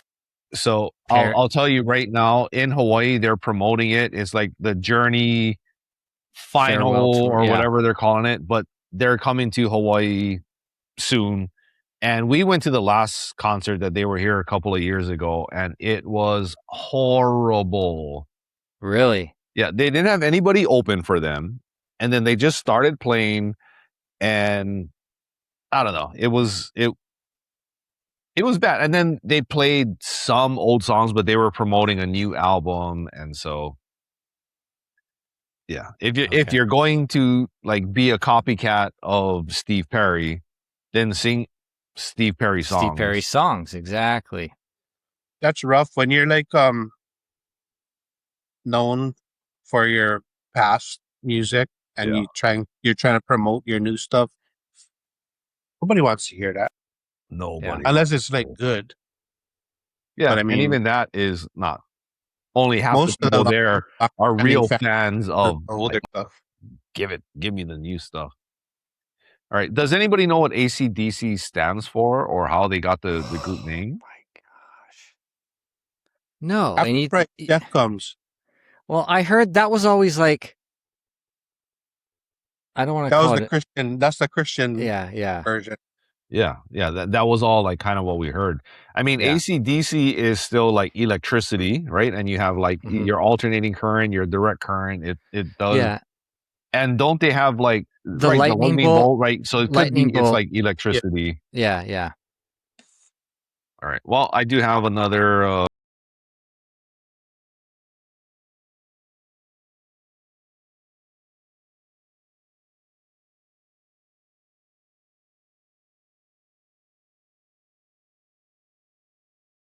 Had to have the chorus in there. Of course. All right. Now you Okay. did do something else. Tell us a little bit about what else we got. Sorry, guys. I hate to monopolize all your time here. So this was another song that popped into my head. Let's see it. Let's hear it. I'm curious to see if you guys have ever heard it before. All right. Well, We sorry mentioned- everyone. We're out of time. We're at 2 hours. We're out of time. We'll see you guys You know what? next time. We're gonna skip you guys tonight. But I want to play just because something else came to mind when I thought of this artist. So All right, let's play it.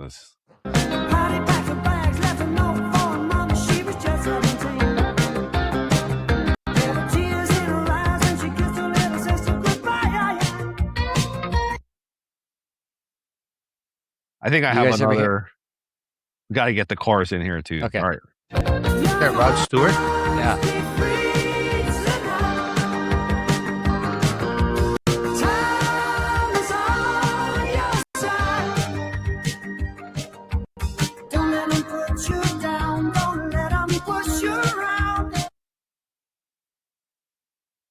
I don't know. It's a catchy song. When I was a kid, I can remember hanging out with my friends at a sleepover, and we were calling the radio station, and we were trying to, get the radio station to play certain songs. And I can remember. Was that Rod Stewart? Yeah, Rod Stewart. Oh, okay. And I can remember. I can't, like, what I'm seeing right now, I can't look at the screen that's Charlie's PowerPoint or whatever. George is on his phone trying to manage. So I everything. can't see anything. I see like a really small screen, but half of my screen is Keith right now. Well, hey, what's wrong with that? There's a reason why I got you on there, brother. Yeah.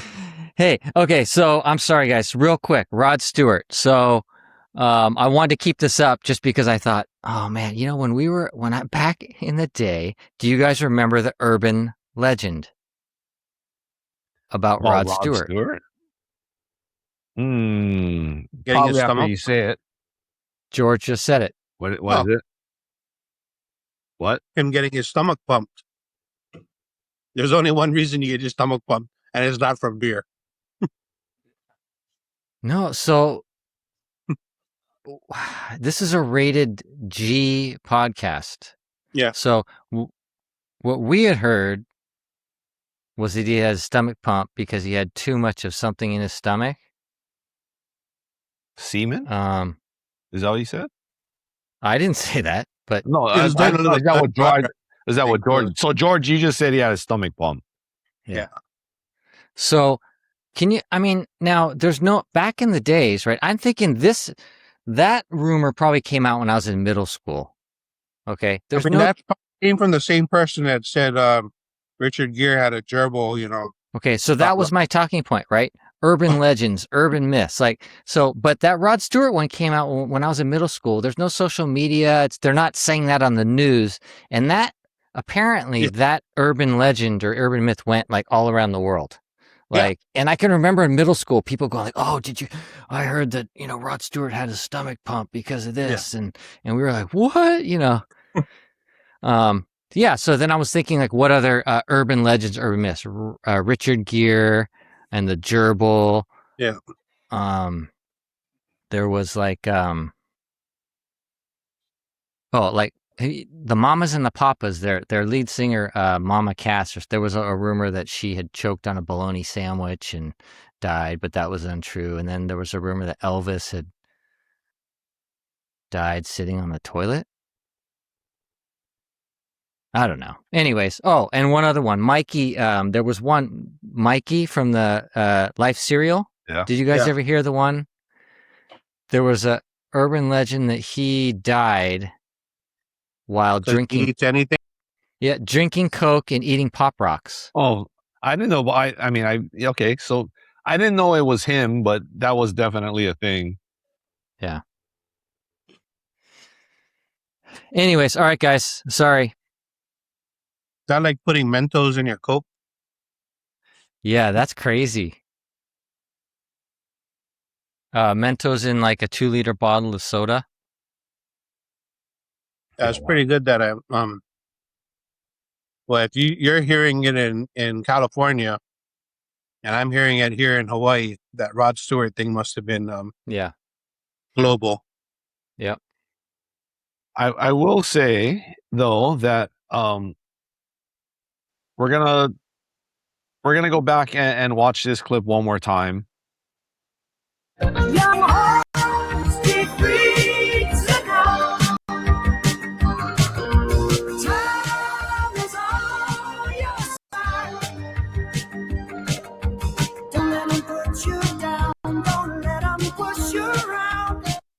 I don't know what's around his neck and what he's doing, but I'm pretty sure that's a true legend. I mentioned Was he wearing him. a pearl necklace? Is he wearing a pearl necklace? He's wearing. I think it might be a semen necklace. I'm not Oh sure. my god. Oh, I mentioned him last episode. He married Rachel Hunter, the supermodel. Oh, It's all a facade, apparently. Yeah. All right. Well, next we got so George. we were talking earlier. Keith, have you heard that Richard Pryor had a romantic relationship with Marlon Brando? That's an urban legend. I mean, according to whatever I was reading, Richard Pryor's wife confirmed it after he died.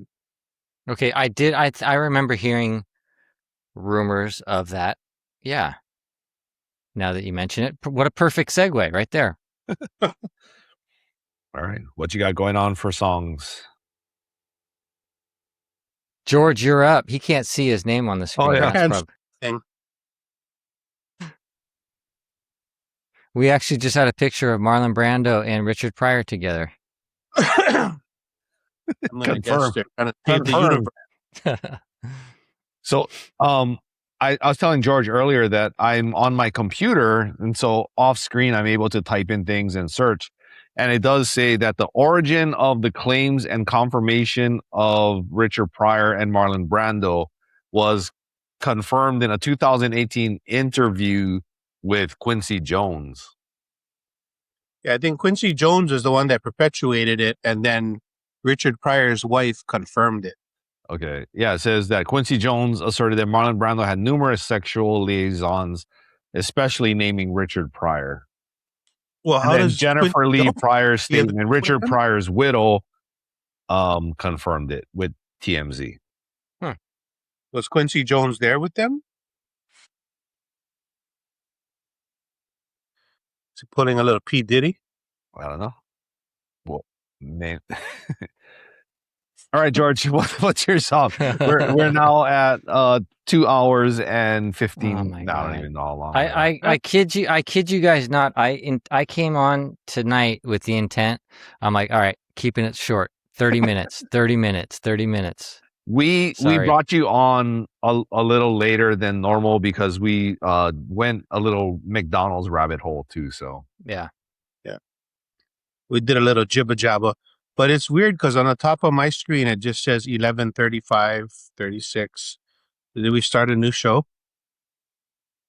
no, it's because we've been going on for so long. It's 11:35 p.m. already for Keith. Yeah. Nice.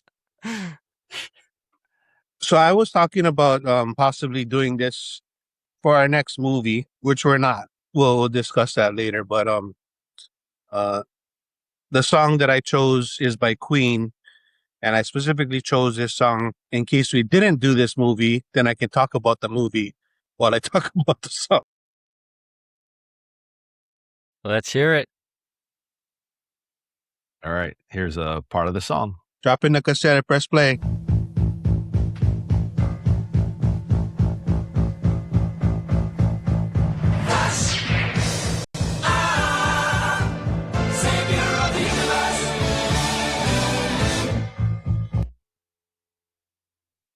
I'm also gonna Now, say Keith, have you it ever wasn't that easy to find clips or to say like this is the clip that you wanted. Well, trust me, I watched the beginning of the video and counted how long it was going to take before they started saying words. Since the last one started like 30 seconds in. All right. Well, let's But play Keith, have you the seen Flash Gordon? we'll play the second clip and then you can get Okay. into Okay.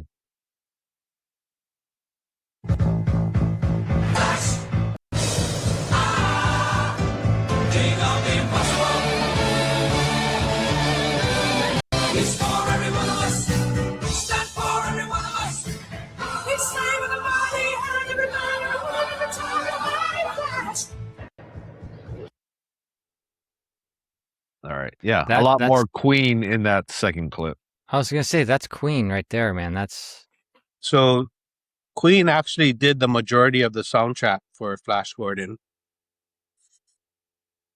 Also But, a movie in that it- I didn't think would have a soundtrack, but Yeah, I did see that movie. But again, I don't remember In anything 1980. about it. Yeah. When you saw Queen in concert. Yeah. Yeah. Well, I do have one more clip, and this is the only reason why I know about Flash Gordon, and it is from Ted? the movie Ted. I thank you for saving every one of us. Well, you're welcome. He acknowledged it. Let's do some shots. You know, there's Yeah, go ahead. Oh, no, I was just gonna say there's a Ted series. Yeah, Oh, yeah, it just came out. Yeah. like a prequel, like when he was younger. Yeah, and it's actually pretty it's pretty good. I watched it. I like it. I watched a season of it. Yeah. All right. George, anything more you want to say about Flash Gordon the movie? No, I mean, if you guys don't remember too much about it, it was very over the top. I remember some really corny scenes, especially from Dale Arden, who's the female, the heroine. I'm George, I'm actually like intrigued. Like if you want to select this at some point in the future, it's a movie that I look forward to watching and then complaining I'm down, about. especially like so like sci-fi fantasy wise, there's like a few movies that I've been thinking that we should do. One was Flash Gordon, one is Krull, which Charlie said he hasn't seen. Yeah. Another one is Never Ending Story, which we definitely need to do. I've never seen that. Oh yeah, we definitely need to do Never Ending Story. And I forget what the fourth one. Oh, Willow. Yeah. For sure, Willow. I haven't seen that one either. Yeah, we did so many Val Kilmer and like we almost did it in that series of Val Kilmer stuff. If Patrick Swayze was in Willow, we would have done it for sure. Yeah. But yeah, so right. Flash Gordon, I won't say too much because we may end up doing it in the future, but definitely for 1980, I feel like it was one of those way ahead of its time. I've watched a bunch of reaction videos because that's what I do on my free time. And a lot of the reactors all agree it's definitely over the top, but worth the watch. Like some of the acting is just a little bit of a stretch, but there are a couple actors in there that are like mainstream dramatic actors. It's kind of like like if Sidney Poitier was actually in Stir Crazy versus being the director. You know, if he was in it, he might have increased even the popularity of that show a little bit more. He could have easily put himself in as one of the prison characters. Yeah. Speaking of that, we didn't so there was a character, he had a cameo, and it wasn't in prison, but it was when they were in jail. So when they first got picked up by the police, one of the characters that they ran into, his real name is Grand L. Bush. And he's been in a couple movies that we've done already. He was in Lethal Weapon. He was in Lethal Weapon 2. And he was also in Die Hard. So in Die Hard, he was one of the agents, Agent Johnson and Special Agent Johnson. No relation. Robert Davi was one of them, and this guy, Grand L. Bush, was the other one. And this guy's been in a lot of movies. I think when I looked him up, this was only his second movie that he's shown up in, Stir Crazy, but he was in a lot of movies in the 80s. One was Colors, which we definitely should do also. So I'm guessing from Stir Crazy, he's the black guy that got punched in the face. No, he was just the guy. He was the guy when they were in jail, and he was telling them, I forget. Well, he had like a kind of lengthy conversation with Gene Wilder and Richard Pryor, but I can't remember what their conversation was about now. I just remember seeing him, and I was like, "Hey, that's the guy," and he was the guy. Well, they only and this is when they're walking in the jail, like the jail scene. Yeah, the jail scene where they're like in like general population with Yeah. like everybody, like there's like 30 people in the same cell with them. Well, they only interacted with the first black guy who Gene Wilder was saying something, and then he went to go punch them in the face, and then he punched the other guy, and anyway, I like. I'll yeah. edit this out. What, Keith? No, I was just gonna say I like now I'm flashing back to the movie, and I remember the scene where they're walking and they're like, "We're bad, we're We bad, bad, yeah. you know, we bad, we bad." Yeah, watching Richard Pryor walk, he's like, he looks so natural, and Gene Yeah. Wilder, you know, Yeah, he's like, it's so funny. that's what makes the movie funny, right there. Yeah. Their relationship like that. I keep going back. I don't know if you guys notice. I put more ketchup in my popcorn. Yes. I saw. It's kind of it may be a thing. Thank you. Thank you for acknowledging that. Oh. I mean, next time I mean, here, we'll bring popcorn, and we'll find all kinds of different things to put on our Yeah. popcorn. It works on pork chops. Definitely works on pork chops. Wait a minute, you guys put ketchup on pork chops? Side Street sells their world famous pork chops Famous. Okay. And Well- there's famous sauces ketchup. with Yeah, some when people put ask for more sauce, it's just ketchup. Yeah. Like I've heard of steak, people putting ketchup on steak. Anyways, okay, we're digressing. We need Charlie, have you picked your song yet? Wait, you don't put ketchup on steak? That's literally like one of my first dates with Cheryl. We went out to a steakhouse, and I ordered ketchup, and she looked at me like, you don't ask for ketchup at a steakhouse. At a fancy restaurant. No, Yeah. no. And I No. thought, wait, doesn't everybody just eat? That was like putting ketchup not on popcorn, but on like French fries. Wait, doesn't Yeah. everybody? And she still married me, so it's Yeah. all right. My wife asked for A1 when we're like at highs. So I can't hide anymore. It's Could be just, ketchup. yeah, I might as well. With the A1, it's gonna be ketchup. Yeah. All right. Well, we'll get to mine quick. So a quick story is I was listening to a podcast, and they're talking about songs, and just like one of the best songs that it just goes across generations. And I pulled it up on my phone, and I was listening to the song, and this is before Keith sent me his choice.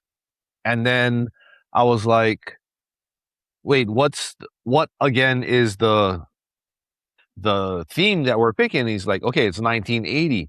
And then I'm listening to this song, and I'm like, this might be around 1980. And it happened to be that this song that I was listening to, that I pulled it up, that I love, was from 1980. I'm like, easy, I got my song. And so my song is Sailing by Christopher Cross. Mm. So here's a little. It's not far to Neverland. No reason to pretend. And if the wind is right, you can find the joy, the innocence again. I will say that the video that I'm getting this song from it's the lyrics of the song, and my whole life of listening to this song, I never could quite figure out what he was saying for some of the lyrics. And I know the canvas can do miracles and something else, but this next clip was like words. I didn't understand all the words. So let's just.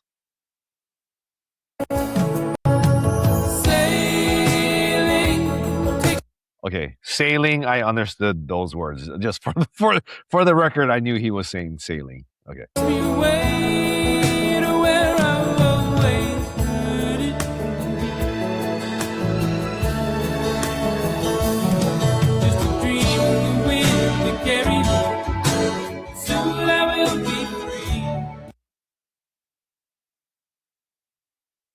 Anyway, that's my Christopher Cross song, not to be confused with Chris Cross and the people that wore Jump. the kids that wore their clothes backwards. The jump. Was Didn't a Christopher Cross sing the song from Arthur? Arthur. Yep. Theme. Yep. Also Christopher Cross. I'm drawing a blank now. Can you sing me the Arthur song? I was gonna ask if that was a song from Arthur. My goodness, Oh. I'm drawing a blank now.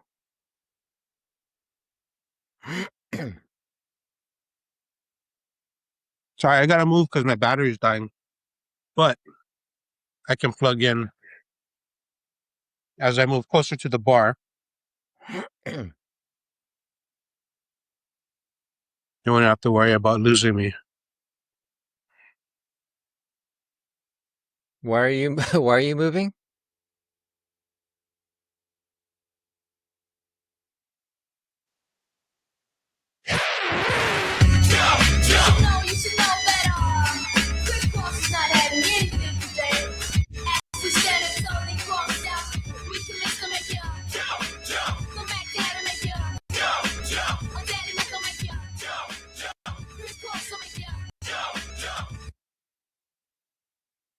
Some of them try to rhyme, but they can't rhyme like this.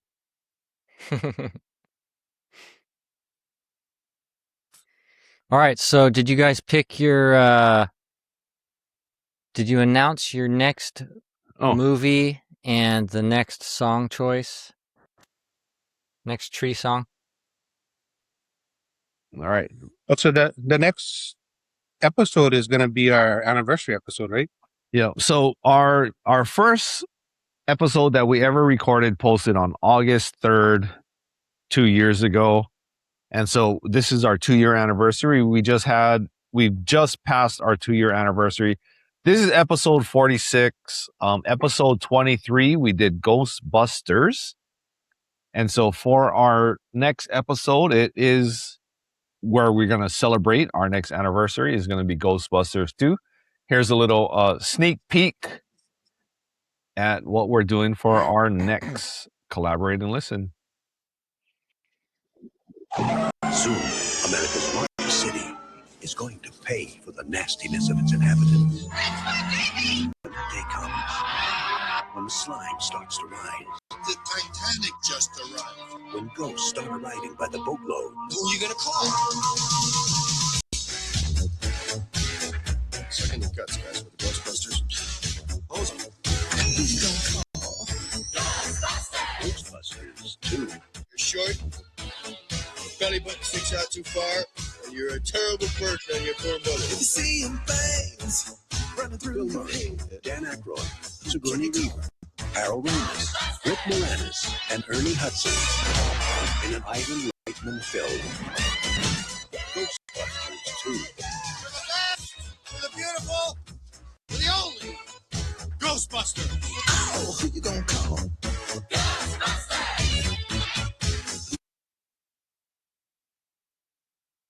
All right, who are you gonna call? Sounds good, guys. And then for the music tree, I we were talking last time about trying to relate it a little bit more to the movies. And this one we did 1980. We did songs from 1980. We're going to the other spectrum. This movie's from 89, so we're gonna go songs from 1989. Keith, doesn't have to be your favorite. We'll just go songs that resonate with you from 1989. Okay. Yeah. Anyway, yeah. So, song from 1989. And So again, with short-term memory loss, I know we were just discussing this last night in a group chat about what movie we were going to do. And I totally forgot what movie we were going to do. You saw that video that we just played, right?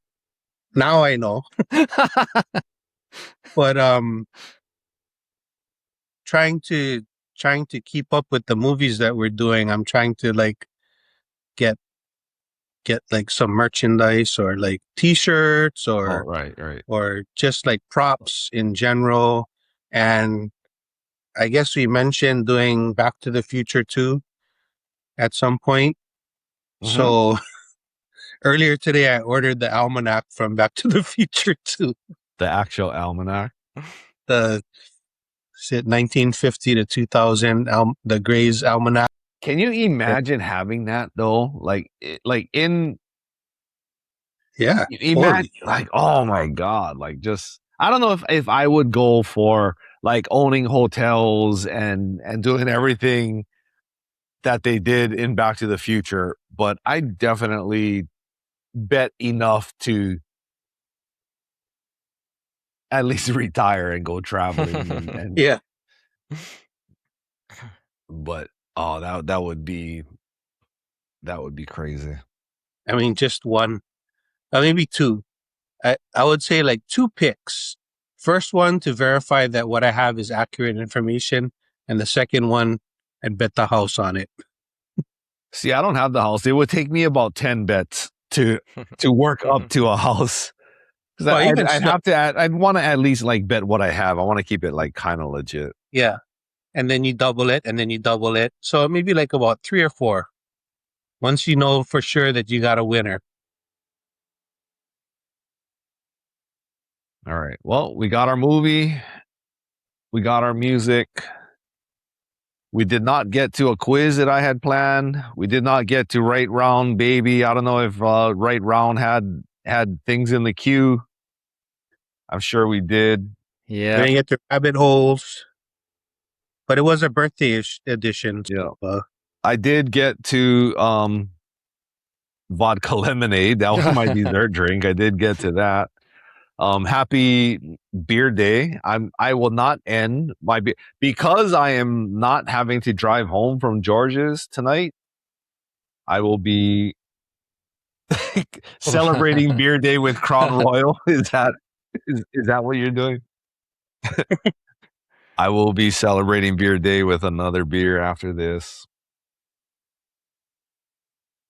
But yeah, all right. I think the extra beer that we were drinking and it stops us from moving along. It just keeps us from talking more.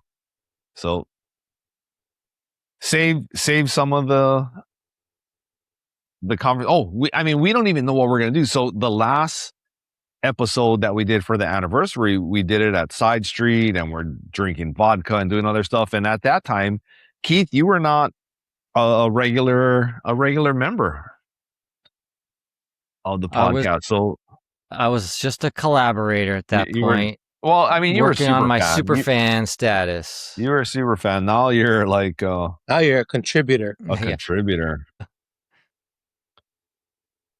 So yeah, we'll talk offline, but for everyone that's listening, we hope to have something special planned for the anniversary. Ghostbusters is a fun one to do because we did do Ghostbusters 1 for the first one. We're right about 23 episodes a season. I mean, we're on track. We're moving along. I did have a good conversation with Superfan Chad. He came over.